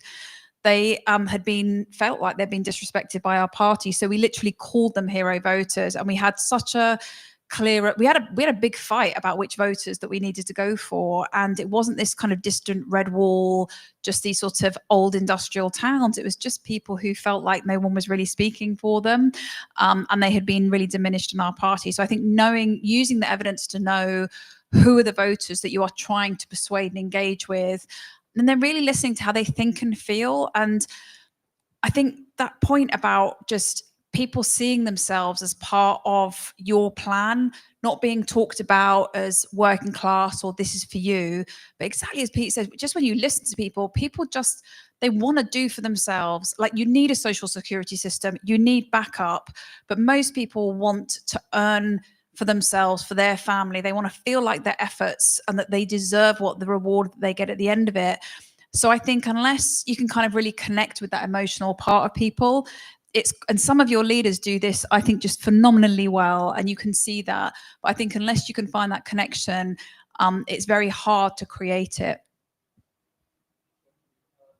I want to come back to the other part of this discussion, which is liberal competency, not the what we do, but the how we try to do it, which goes to the role of government and its shortcomings now that I think voters feel very acutely. There's a minimal high regard for the federal government's problem-solving capacities, and I think this is it poses special challenges for the party that wants to use government to, and wants to convince people that it can use it in a way that's constructive to their lives. Right now, when we look at the polling, Claire, and the focus groups that we do, they think that government is sort of doing the bidding of upscale and educated voters, elites, and they don't think the government is conducted on their behalf. And so, we had, in the last administration, we had Bidenomics, we had all this money, we spent $5 trillion, and there's a lot of, self-praising rhetoric about how we delivered for voters. And yet they didn't feel it, as Frank Fukuyama pointed out on the previous panel. The fruits of a lot of this investment weren't felt, they weren't seen, they weren't palpable in voters' lives. And we kept talking about how much we'd spent, as if that was going to be impressive to voters. And so, Congresswoman, tell me, is public sector dysfunction or government debility, is this an issue in your races or in your do you hear complaints from constituents about the way government works? Does it loom large in the races that you're involved in? Yeah, you certainly hear about it. And what people tend to think about is what they see in front of them. So a lot of what they talk about are actually local issues. People are going to talk a lot more about a road project that they see, or in California, high-speed rail gets a lot of focus. And so what people don't like in terms of government is the feeling that they're paying a lot of taxes and that the money's being wasted. It's, obviously, like I don't like that either. I think people, from what I hear from people, is they don't mind paying the taxes if they're getting a return on it, right? So if you're paying your taxes and all of a sudden you have something that helps your life, they've just built a new playground in my city. People are very excited about that for their kids. Then they're happy, like, oh, great, my city's delivered something for me. But if they see that they're paying money and all they're hearing about is news stories about fraud, waste, and abuse, which tends to what hits the paper, and people don't write a nice story about how the city really stretched their dollars to build that playground and got that piece of equipment, that's so great, and they spent less money than they thought they would. That story never hits the media, but over and over again, you see stories where things are over budget, or aren't getting delivered at all. So we need to own that. We need to show that we are working on that, right? I think it's really important that we show that we are good stewards of the public's funds. And the public wants to know that if they complain about that people are going to take it seriously. And I think that when we do things that cut red tape and people feel that in their own lives, it's important. I've done a lot of work around housing policy that, is supposed to make things be able to be built for less money. And it's a good story to tell people because you can show how that will connect to what they're going to pay maybe to build a house themselves or buy a house. And I totally agree about listening to voters. I think it's really important that we do more listening as a party. And for those, particularly a lot of those independent voters, also being willing to not criticize them when they say things, to meet them where they're at is very important, to give people that grace, to maybe not agree with us on everything, but to be able to find that common ground with people is very important. Any candidate who gets elected at a certain level has got to spend a lot of time listening to people and making people believe that they're listened to. But it's interesting that doesn't always translate to the whole party. It's very hard to get elected if the voters don't think that you have listened to them. So I think a lot of us do a lot of time in our communities just going out and doing the town halls where we listen to people. And I wonder about what the polling says about what people think of their own representatives versus what they think of the party writ large, because sometimes that doesn't translate either, which is sort of an interesting disconnect. Yeah, it's funny. A lot of the not listening. Oh, sorry. A lot of that not listening seems to happen when it comes to recommendations for a national party message, because the national party messages are often wildly wrong, like out of step. I mean, it's funny. I always tell people that they should read Teddy Roosevelt's first two State of the Union speeches. It's 1901 and 1902, because we should just be saying what he was saying. But the thing is, what he's saying is there's an economic piece to both of the speeches. And in the economic speech, he's just talking in a way that I think would resonate really well today, but it's totally different than what you get from the National Party, but very similar to what you'd hear from, say, a governor and probably from individual members of Congress. Because his basic pitch was, we need to be really happy when companies are successful. We need to reward work, so there should be a profit motive. But when there's a problem, we also need to correct it. So he would use that argument in defense of saying we need to do things like have interstate commerce rules. And he said, but not because companies are evil, which is the recommendation you get at the national level, but not, I think, from individual members. Corporations are villains, that kind of thing. Like, you'd be happy if a company, I believe, moved into the district and employed people. But the national recommendation is treat big corporations as villains. That's not where voters are. I will say about that piece that look, I'm only speaking for myself, right? I can't talk about what everybody thinks, what Americans think, but I can tell you that for me, over the years, I think I have felt increasingly like when things go wrong, sort of with my dealings with a big company, it's harder and harder to get anybody to advocate for me. And so I think sometimes what we hear from people is like, they just want to know that if they don't have their internet service for 2 weeks, that they don't have to pay for it. And so what they want is accountability.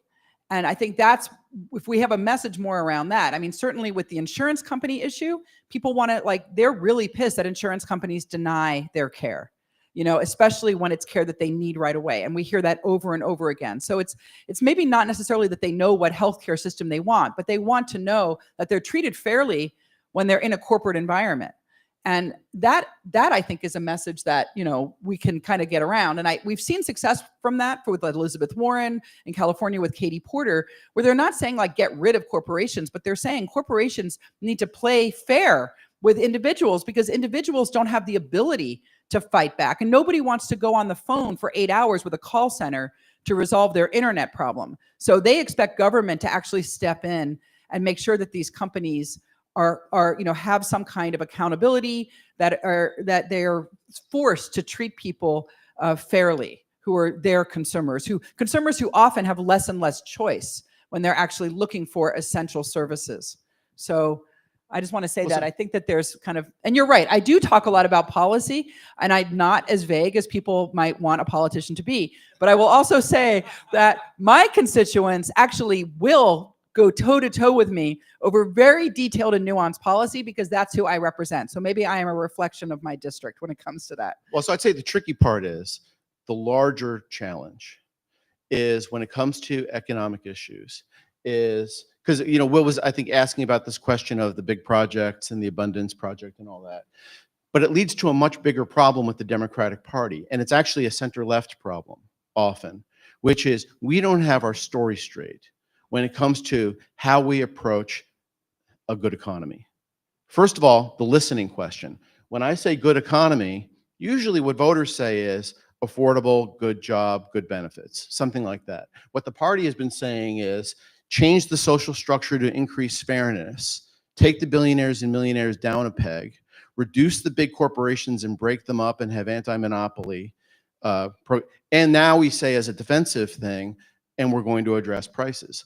Well, that's all reactive and doesn't actually answer the fundamental question, which is what makes me feel like you have your hands on the wheel so I don't have to pay attention to politics because I hate politics.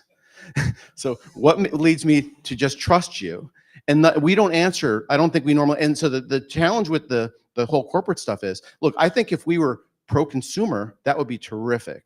And I think that would address everything that you just said. Pro-consumer is terrific, but we take it in a different place, which is we're anti-company. And the challenge with it is, if you ask people what makes the economy successful, in America, they'll say, it's our hard work, it's our enterprise, it's our creativity, it's our ability to take an idea and turn it into a business. So profit motive, competition is good, creativity is good, meaning light hand on regulation, it's not top down. And the thing is, as Democrats, and if you ask voters, what do you want to see? One of the things they'll see really clearly is remove unfair competition against American companies. Americans are generally strongly in favor of helping to make sure American companies are not taken advantage of. So the Trump administration addresses that with tariffs, which is way too much, backfires. But Democrats often struggle with saying that part of the economic message. We leave the whole companies being successful part to the Republicans. We just cede it. Can I just add one quick thing? The other part of that, I totally agree, is that we also don't always pay attention to the difficulties of small businesses.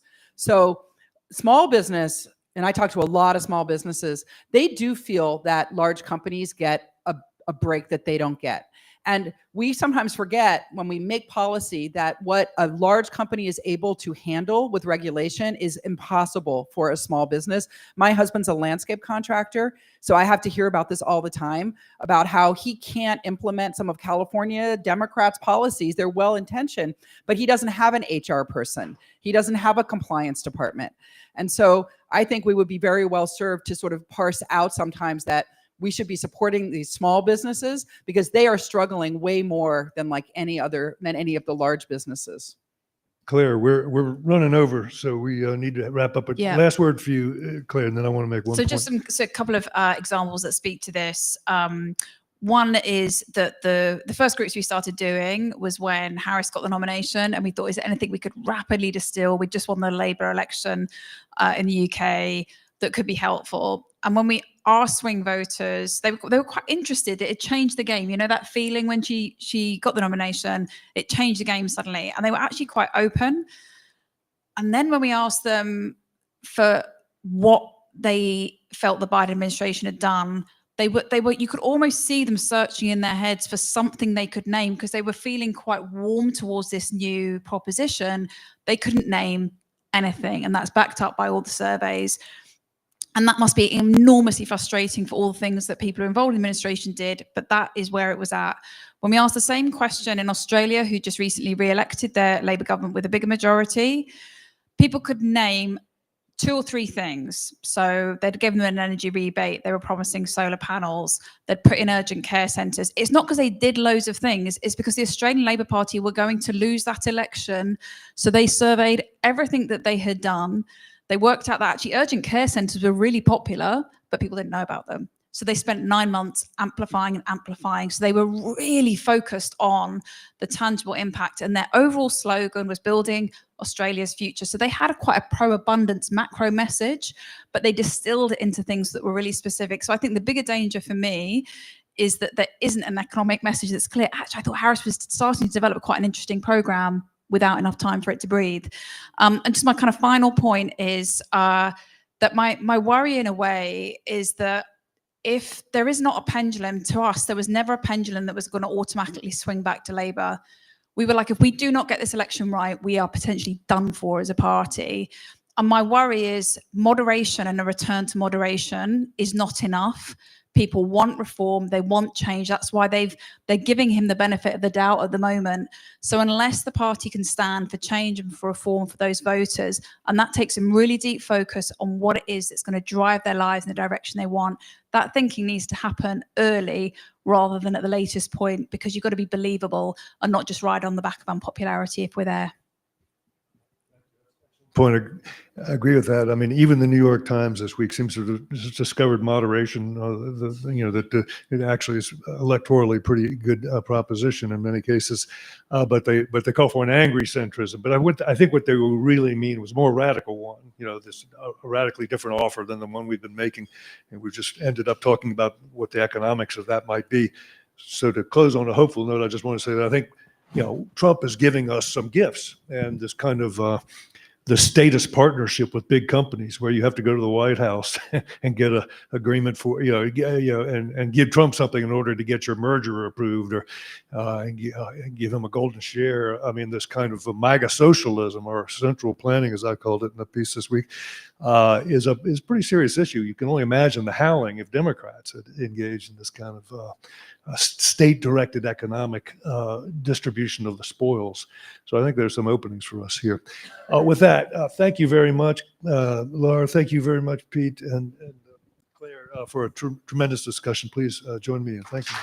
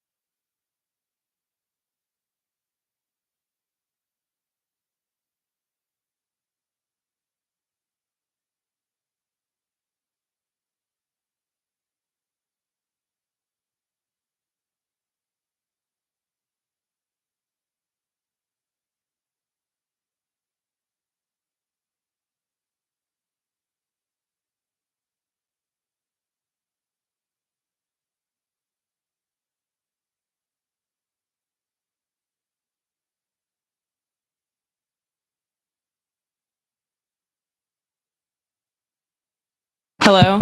Hi, everyone. Thank you all for being here. So glad that we've had a wonderful summit today. Appreciate the Center for New Liberalism and PPI for hosting us. I'm excited to end on a all-star panel. We will talk about the hot topic right now, which is abundance.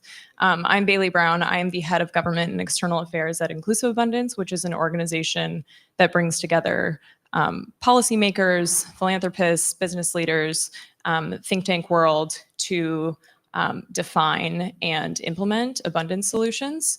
So we're excited to chat with these folks today so that you can hear about what they're thinking. We have with us Congressman Josh Harder, who represents California's 9th Congressional District. He's the chair of the Build America Caucus, which was recently launched in May. We have Dr. Frank Fukuyama, who is a leading scholar on liberalism and abundance interested person. And then we have Rohan Patel, who's the executive director of Majority Democrats, an organization that is looking to win back some working class voters so that Democrats can be competitive in places that we previously were. So abundance is a hot topic based mostly in part from what we know. The Abundance book is written by Ezra Klein and Derek Thompson. A lot of the conversation that has been spurred since the book's release is conversation within the Democratic Party. And a lot of the debate has centered around whether or not abundance is an electoral platform or a governing philosophy. So I'd really like to ask all three of you, do you think that it's one or the other, or can it be kind of a hybrid of both? We can start with Congressman Harder. Awesome. Well, fantastic. Well, thank you so much for having this panel, and thank you to my co-panelists for being here. Why not both? I think is probably the answer. I think there's no question that abundance has to be the center of any democratic governance agenda going forward. I think one of the main problems that we've had over the last 4 years of the Biden administration is that people didn't feel like their lives really got better after those 4 years because the governance just didn't work. It didn't actually lower prices. It didn't actually build the charging stations and the clean energy that was promised. And that's one of the reasons that we started the Build America Caucus, which is a bipartisan group, more than 30 members of Congress, stretching from progressive Democrats all the way to conservative Republicans, just united by the fact that we need to build more. And I think that if you see the governors and the local leaders that are being rewarded, that have the highest approval ratings, it's folks like Josh Shapiro who are actually getting it done back home. And I think that's a lesson that we can all learn from. California, New York, these blue states that have supermajorities of Democrats should be shining examples of how great public services look like when you elect Democrats over and over again. And all too often, states like mine are more of cautionary tales. But it can't just be a governance agenda. I think it can actually be a political agenda as well. I represent a district that Trump carried. That means tens of thousands of folks voted for Donald Trump for president and also for me on the exact same ballot. More crossover voters in my district than almost any other anywhere in America. And I didn't do that by holding out a big sign that says we need to reform CDBG to incentivize zoning changes in local jurisdictions. But I did it by talking about housing costs and talking about the issues that folks absolutely care about. And abundance has really two big advantages for us. One is it allows us to be just as furious about the status quo as voters are. And I think that's one of the challenges that the Democratic Party has right now, is it feels to a lot of voters that we want to return to just a year ago and make government exactly the same as how it looked before Trump. We don't want to change the institutions. We don't want to change the bureaucracy. We just want to put everything back together again. That's not how voters feel. They feel absolutely furious with how things are working right now. And abundance gives us a reform agenda to actually talk about that. And the second advantage that it gives is that it is dead centered on the kitchen table economic issues that voters are prioritizing right now. Chief among that, the cost of living. In the last election, voters said that they felt the Democratic Party mostly cared about niche special interest issues. They heard more about trans athletes from our candidates than they heard about how to actually lower housing prices. And so by talking about abundance, we are centering an economic agenda that is the first, second, and third issue that voters are caring about across the country. So I think it's no coincidence that some of the highest overperformers politically, both on the Democratic side and on the Republican side, are folks that are buying in and actually getting this done right now. Thanks so much. Dr. Fukuyama? Well, I agree completely that it's both a political strategy and it's a governing strategy. You can't beat something with nothing, and you cannot beat Donald Trump just by complaining about his illiberalism without giving, I mean, we were talking about this in an earlier panel, you have to have some kind of a positive vision for what the country could look like if our party has power in another 5 years or 10 years. And that something I think really has to center around things that are tangible, you know, like infrastructure, like high-speed rail. May that happen in my lifetime. So, you know, as a reason to vote for the other party, I think that's important. But there's a deeper problem with liberal governance in general. So Nick Bagley is a professor now. He was Gretchen Whitmer's legal advisor in Michigan for a good time. He wrote a very good article saying the Democrat or the left has a general problem. They want the government to do stuff. They want to use the government to do things, but they believe that legitimacy comes from procedures. And what they've done over not just the recent years, but over generations is to pile up one procedure on top of another, thinking that that's what actually makes their government legitimate. And as a result, the government can't do anything because there are too many rules, there are too many constraints. And I think that the dynamic, there's also another very good book by Mark Dunkelman that talks about how it's actually the left that contributed. So the right hates government, right? We all know that. But the left contributed to it too, because beginning with the rise of public interest law in the 1960s, a lot of progressives began to feel the big enemy is actually the government itself. And that if you wanted to serve social justice aims, you went to law school and you learned how to sue the government to stop it from doing things. And that's a mentality that still infects, I think, a lot of people on the progressive side. And so it's a perfect storm of anti-government conservatives and, you know, a certain kind of vision of public interest law that has piled on a lot of sludge on top of the government's ability to actually carry out plans and produce these tangible results for citizens. And I think, first of all, we got to understand that that's the problem, and we got to get past it, because you do have to govern and you do have to produce those results. Thank you for that, Rohan. And then we'll come back to this point. Well, first of all, is this on? First of all, hello, there it is. Great to have members of Congress like Josh Harder. I mean, thoughtful art and effective in not just in this realm, in a lot of different realms. When he said, let's do both, I'm going to date myself, but there's a Super Bowl commercial from the early 90s where Bud Light, they were watching both the X Games and a cooking show, and they put the Bud Light on top of the television, and they said, let's do both. Well, I think this is true of what Josh just said. We should be doing both. But I want to underline this, that it is not a get out of jail free card for Democrats. Neither is a get out of jail free card for Democrats. We still have core cultural issues that we have to address. We have to have authentic, real, fearless candidates that fit their states and fit their districts and that are willing to challenge orthodoxy. And that, so I agree with everything that these two gentlemen just said, with a but.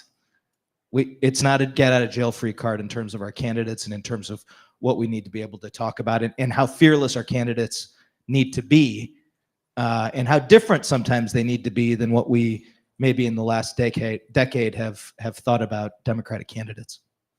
Thanks. Dr. Fukuyama, I want to quickly turn back to what you were just talking about in terms of process. You are obviously a leading scholar on liberalism, and I think I'm curious for your perspective on to what extent you think abundance is an extension of liberalism. Is it a component?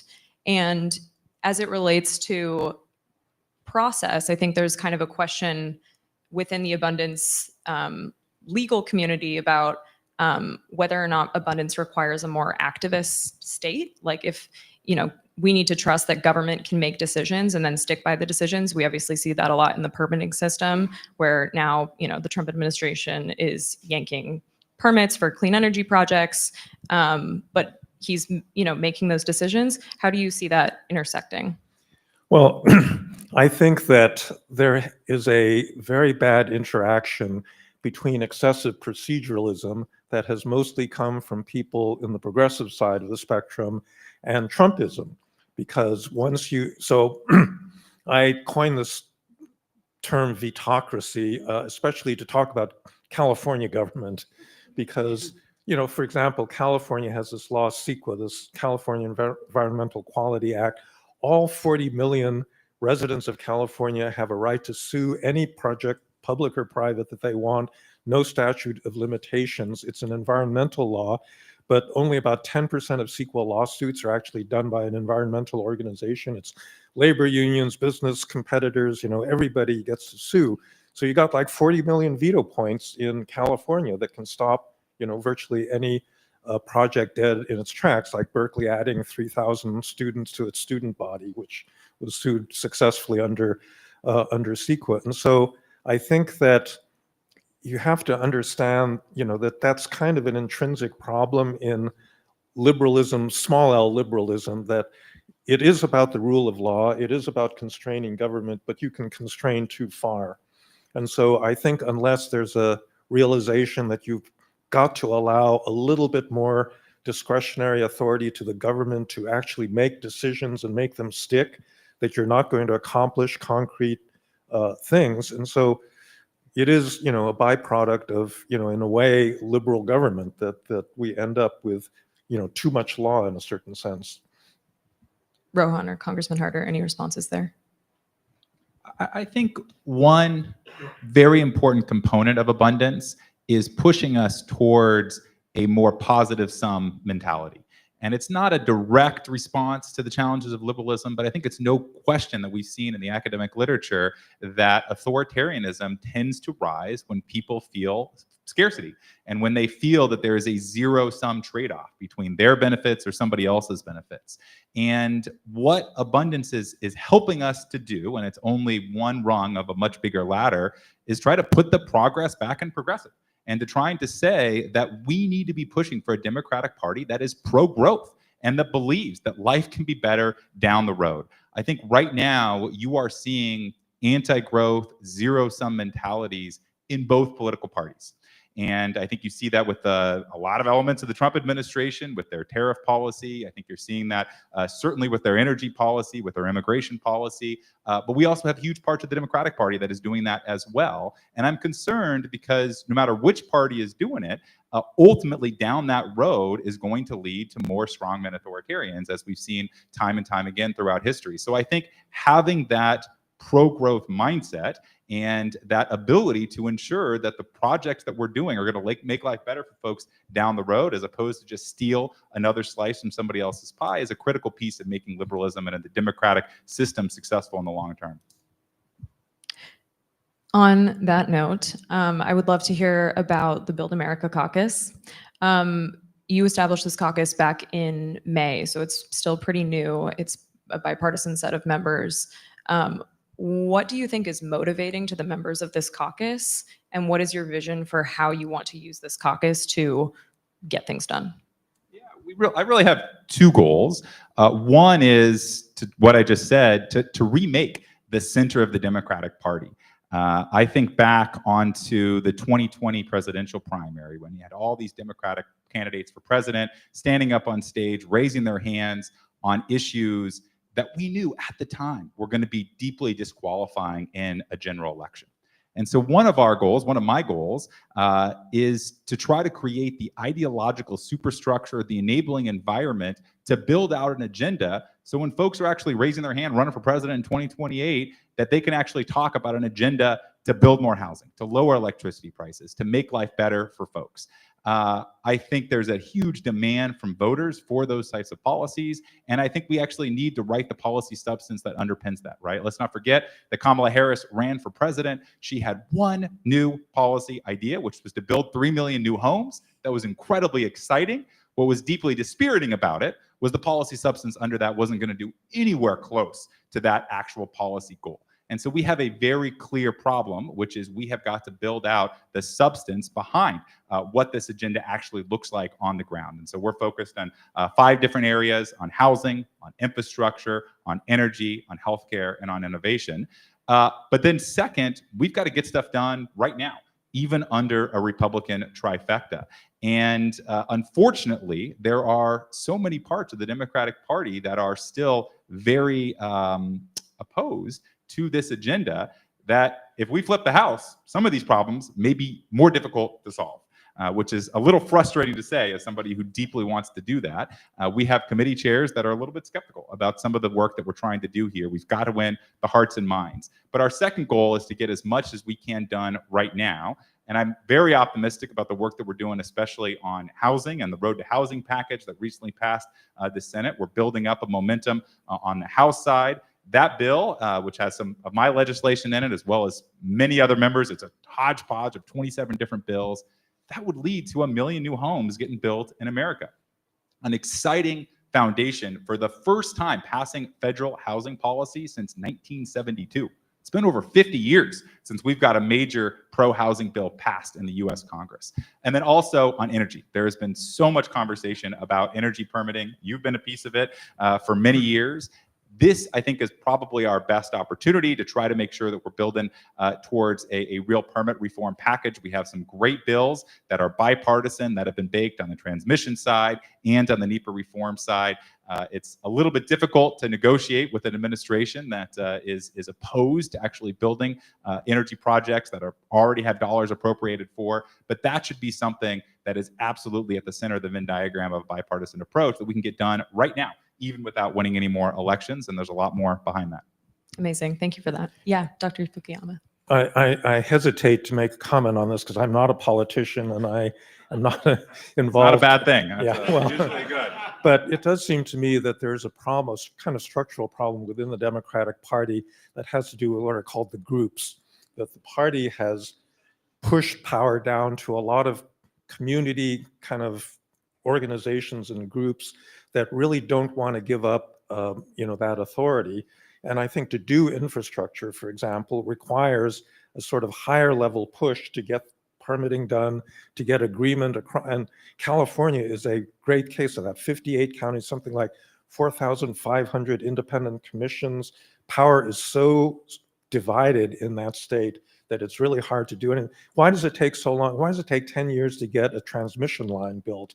Because it has to go through multiple jurisdictions across multiple states, and there's no higher authority within our federal system that can actually say, okay, New Hampshire, you cannot block Northern Pass Energy, because Massachusetts actually needs all that electricity from Quebec, but we don't have those structures in place, and you're not going to get them unless you actually, decide to reallocate power differently within the Democratic Party. Rohan, 2 questions for you. One, what do you think about the congressman's policy suggestions on both housing and energy? And do you think those are compelling to voters, to Democratic voters, and making more voters Democratic? And then 2, who are the groups? What do you think about the groups? You saw my reaction. I mean, yeah. I saw it. Yes. Well, first of all, I'm here representing a group of 32. I'm not going to get into Francis. He's one of them. Sliding right past that one. But the reason why I bring that up, our group represents local, state, federal folks. They're sort of what I would say are winners that can win in tough places and tough districts, and are sort of the vanguard. But when I asked all of them and their staff, what do you think about these questionnaires from the groups? They absolutely hate the questionnaires. They hate the surveys. Now, I said, well, what do you think? Should we just stop doing these stupid questionnaires?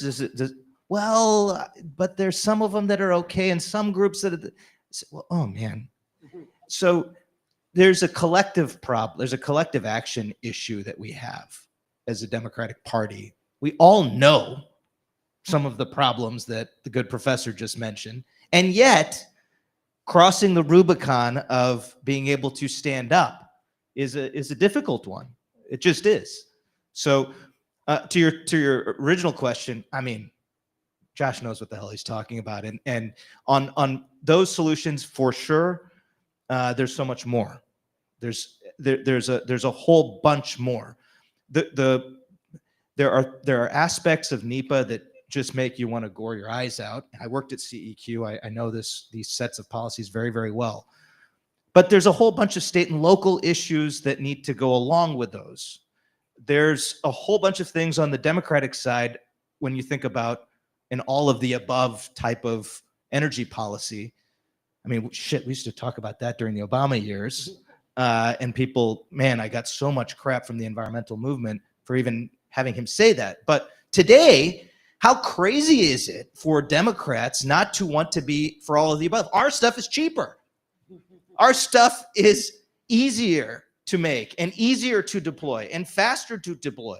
Why would we not be for all of it? I mean, it's really quite, so yes, we've got to do more, but there's a whole research agenda as well. There's a ton of stuff that I'm sure the congressman also supports, but I couldn't be a bigger supporter of permitting reform, some of which almost got done the last Congress and some of which it sounds like maybe has a shot of getting done in a bipartisan way this time. If I can add one point on the groups. First, everybody running in a tough district like mine has to run as another type of Democrat, a different type of Democrat. And so actually, when groups say that I made them a little bit angry because I voted in the interest of my community first and their interest second, that actually wins me a lot of votes. And so I think we need to switch our mentality a little bit and become a party that actually rewards folks that are stepping outside the box and putting the interests of their constituents first, because electorally, it's hugely beneficial. And that's exactly the same mentality that we're going to need to win to get a Senate majority ever again. Let not our ability to flip the House in 26. The second point I'd make is David Brookman from Berkeley, a political scientist, has done some great work about how voters think about groups. And one of the lessons from that is that voters may actually not like a lot of the policy specifics, but they still like the imprimatur of the brand that goes out on that mailer, that goes on that TV ad that says they are endorsed by a group that I trust. But that ability, that brand is most important the earlier on in the politician's career, because the later on they actually have a much more nuanced set of information about that person's positions and who they are. And so if we need a Democratic Party that's going to stand up to special interests, that leadership needs to come from our more seasoned political leaders, because those are the folks that actually have the political capital to stand up for themselves, where the brand matters a lot less. So I think you're going to see, again, that leadership coming from folks in purple districts and red states like mine, and then also folks that are a little bit further along in their careers, where they have that political capital to do what's right and not just to do, what's in the questionnaire. That's a really great point. I think that, Rohan, you indicated this at the very beginning when you were talking about the types of candidates that you're working with, of people who kind of see things differently in the Democratic Party.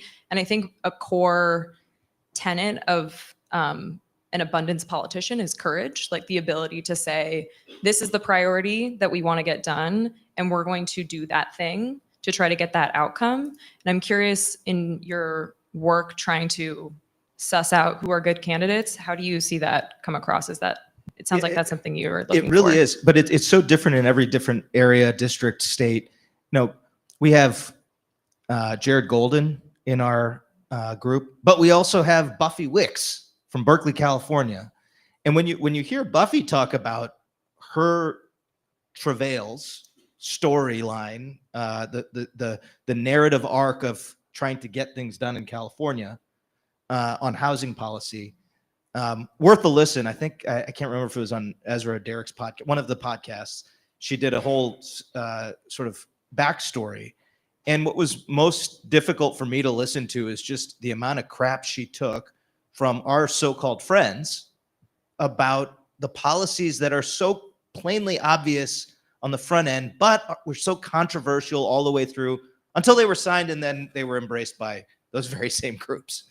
So I think trying to identify candidates, one thing that is really important, I think, not just in the attention economy, but just generally, is to Josh's point, and we need to do a lot to change this structurally.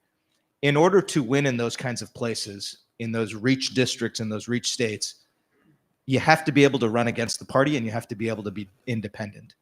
Hopefully that's not always the case. Hopefully we grow a Democratic Party that people are able to not be anchored down by in such a significant way. But they have to be able to say specifically, what are you independent? How are you independent from the party? To Josh's point. So this is fundamental. I think we've got a number of candidates and people and members that are having to do this every day. And it's difficult.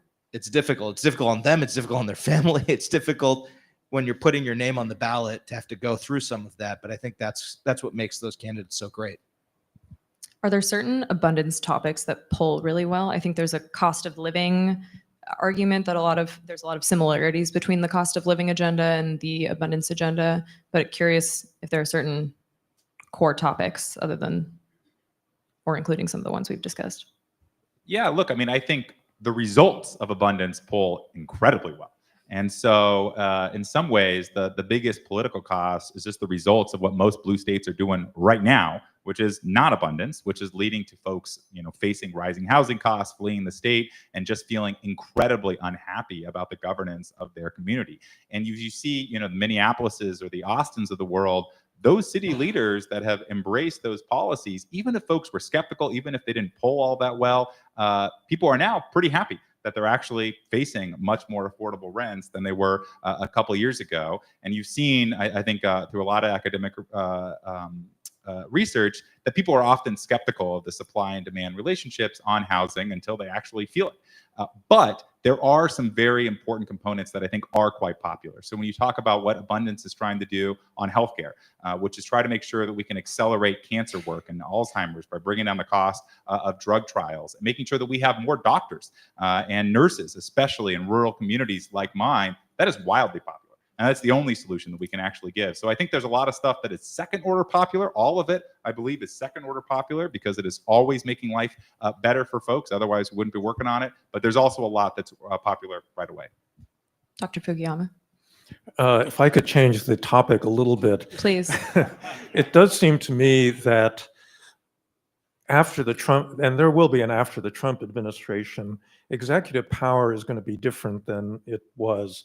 And part of not going back to the status quo ante is actually the next president, a better president, being able to use executive power to reshape actually the bureaucracy. The one part of the abundance agenda that I think is a little bit underplayed is actually bureaucratic reform, because Elon Musk was actually right. The federal bureaucracy and the state level bureaucracies in a big state like California are not efficient.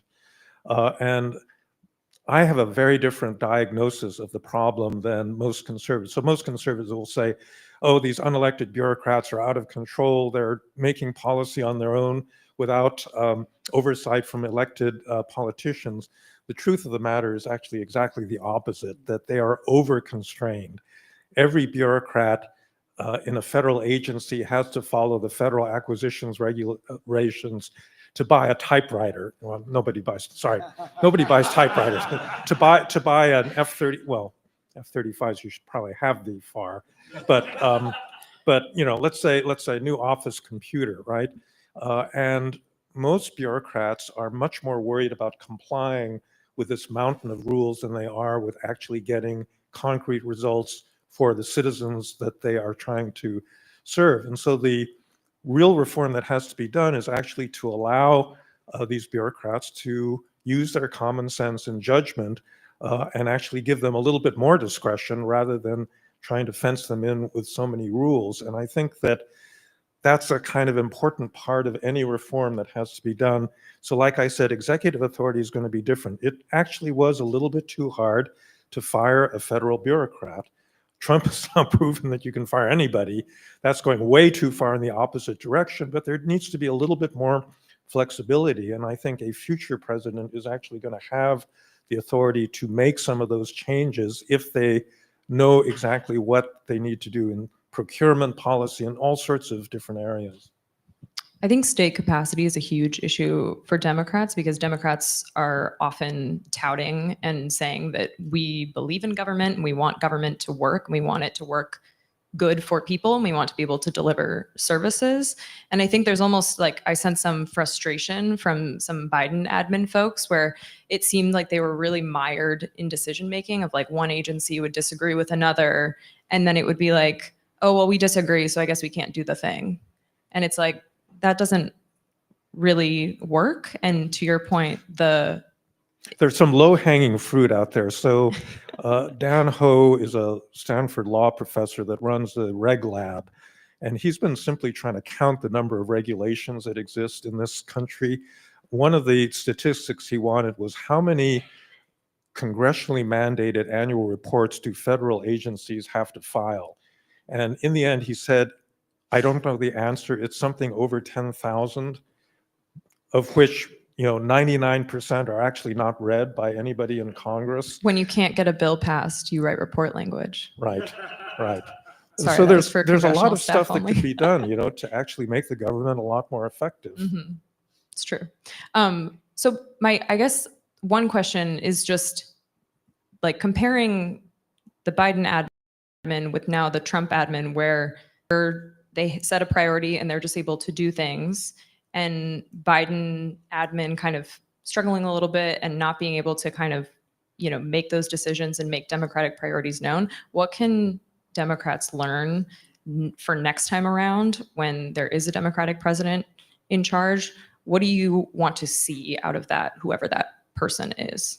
Oh, that's an open question. Rohan, maybe first. Oh man, I feel like this is like PTSD from the know. first Trump big. administration and my own time in the in the Obama administration. And there's two things I'd say. One is talk to Jen Pahlka.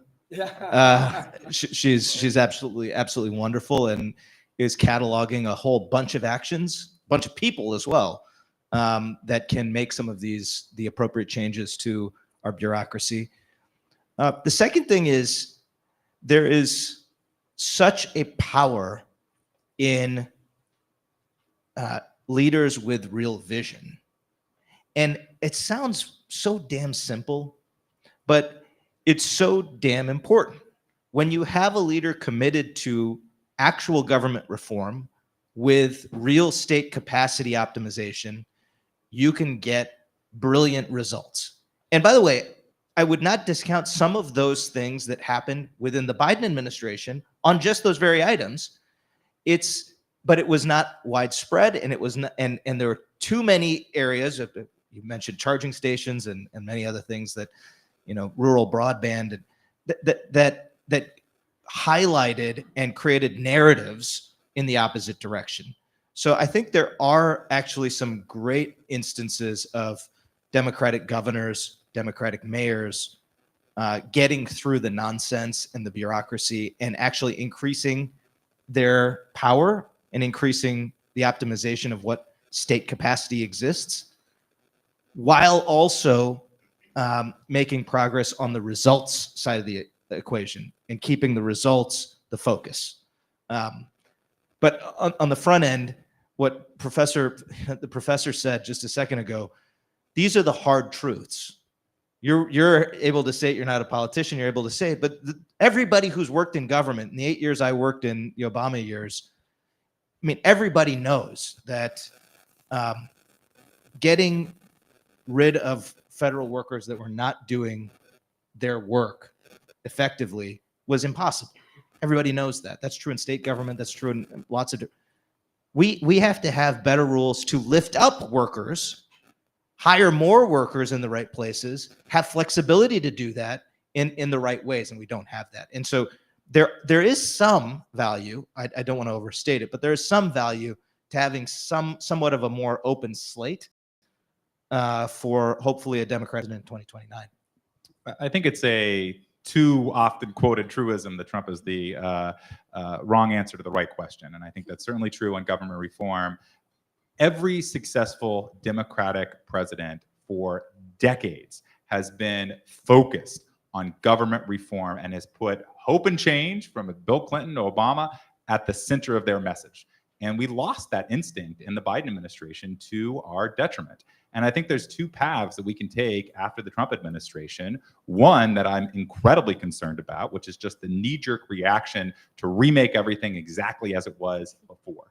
And I think you're already seeing some beginnings of that in what a lot of folks are arguing for again and again, just saying, sort of refusing to take the premise that a lot of our institutions like USAID were actually deeply flawed before Trump came along. Now, obviously, they're truly broken now, but just remaking USAID the way it worked last year would be a major mistake. And so what I hope we're able to get to is that second path, which is a higher level synthesis that says, absolutely, Trump was dead right that USAID was not fulfilling its mission to accelerate international development and global health across the world. That's not where the best use of our dollars were going. There were hugely successful parts of that program. PEPFAR was an absolute win.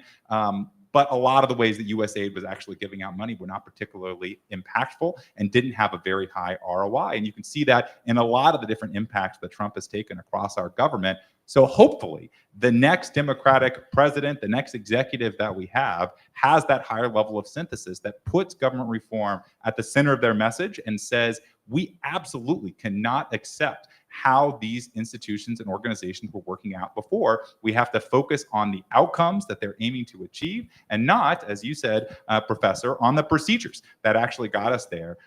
I'm not convinced that we're actually headed in that direction, given what I've heard. There is just so much anger at what Trump is doing, often rightfully placed at how he is burning things to the ground.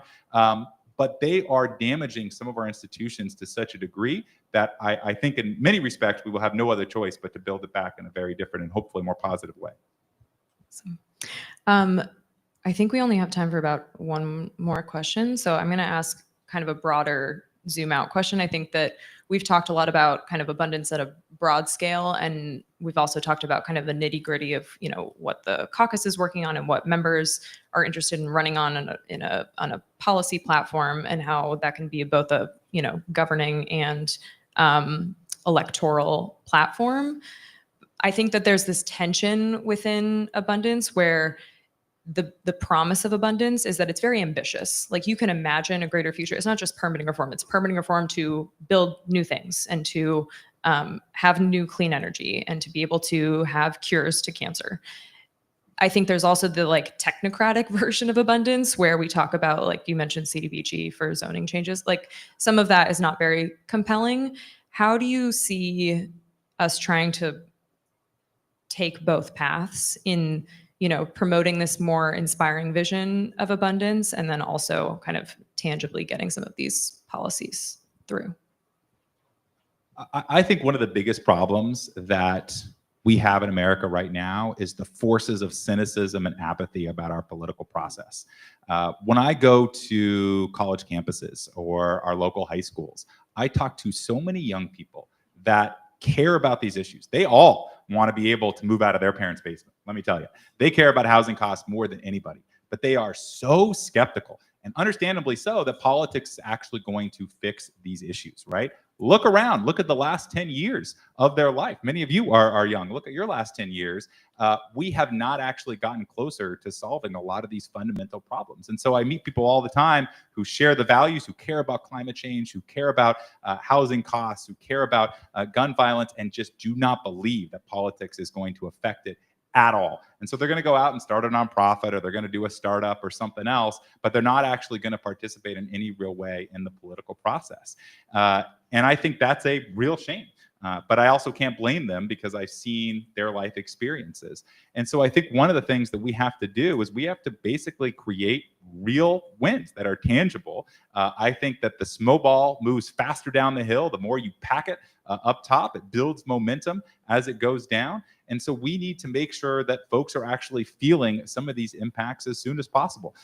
You're already starting to see that in a very real way in some particular cities, in some particular states. And I hope that we have a generation of local leaders like the ones that Majority Dems are championing that actually can make life tangibly better for folks right away. Because that is the best way to smooth our long-term vision, is if folks actually see the results right away. Excellent. Dr. Fukuyama? There's one important cultural change that I think has to take place. Beginning in the Reagan administration, the prestige of public service was trashed by politicians across the board. Very few of my students actually want to work for the government. And I think that's got to change. One of the hopeful things that I'm seeing is the number of younger people at this conference. Last night we had a reception and it was amazing. The number of Gen Z millennials that were actually present there.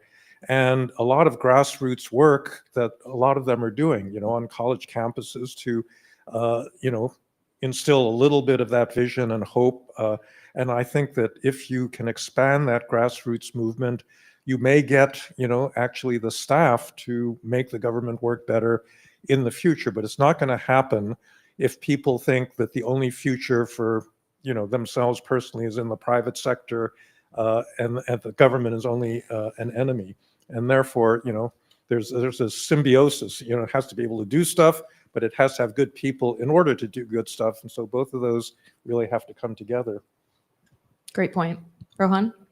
Well, I guess I would just end on a very hopeful note, which is there are some absolute effing superstars that exist at the state and local levels and in Congress. And what I find my job to be in some ways now is to lift up those stories, find ways, compelling ways to tell those stories, to show the results, to show. We had a amazing roundtable in Kingston, New York with Pat Ryan, where he was talking only to Trump voters. They were Trump Ryan voters. And the conversation, while nobody said the word abundance, trust me, nobody said that word. It was all about abundance in some form. And that's okay too. It doesn't necessarily need to be this political philosophy that everybody needs to understand at the kitchen table or in the diner. But it really was about growth, about jobs, about getting government off our backs instead on our side. That's the kind of mentality that I'm starting to see from a whole bunch of mayors and county officials and state legislators and governors. And there's a lot of those kinds of stories that we need to build on and continue to build on and find those results and focus on them and lift those up. So I'm really quite excited about where we are and where we're going as a result of these folks that have put their name on the ballot and are stepping up and doing the work. Amazing. Thanks for the hope that you're providing in our abundant future, and appreciate all of your perspectives today. Thanks y'all so much.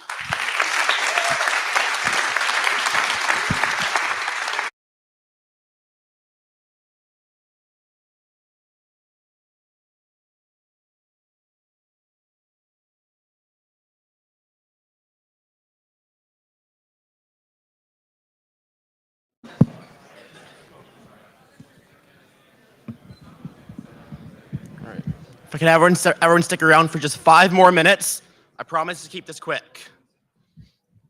First of all, thank you again to Congressman Josh Harder, Bailey, Frank Fukuyama, and Rohan Patel for that panel.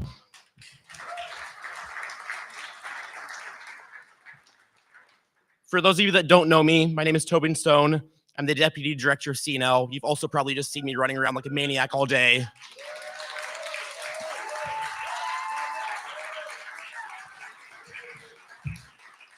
I'm going to keep this as quick as possible, but I do want to just start by saying that I'm proud to announce that despite the best efforts of Mike Johnson, NLAS 2025 has been the biggest NLAS ever.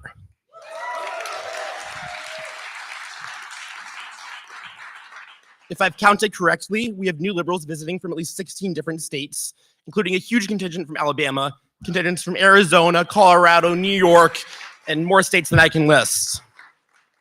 We also have more international attendees than any previous summit, including people from Argentina, Chile, Italy, France, Bangladesh, Estonia, Canada, the United Kingdom, South Africa, and the Netherlands.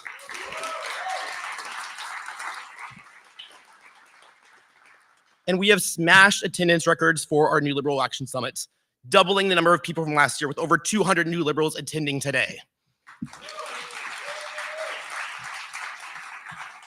For me, it's genuinely incredible to have so many young people in the room today, ready to embrace not far right or far left populism, but a new modern vision for liberalism. I'm so lucky to be involved with CNL, and I can't wait for next year's summit to be even bigger. With that, I do want to get really quick thank everyone who helped make today possible, including the CNL team, including Colin, Corinne, Jeremiah, and Max.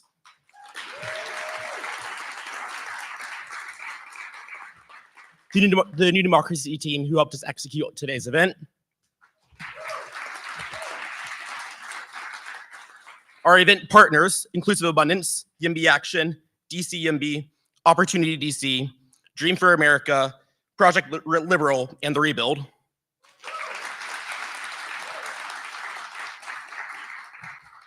All of our great speakers, especially Senator Doug Jones and Frank Fukuyama, who flew really far away to come out here for this. And finally, the staff at Woolly Mammoth, who helped make all of this possible and dealt with me sending them 1,000 emails in the last week to make sure we pulled everything off.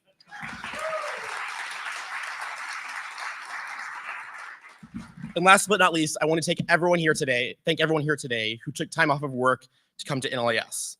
I really hope you got everything out of the panels today that you wanted to, and I've taken advantage of meeting all the great people here. If this is your first NLAS or your first CNL event, I hope you've learned more about the New Liberals and get more involved.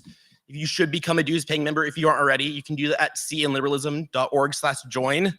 Your contributions help benefit our federal PAC, which allows us to support candidates like the folks you had on the stage today.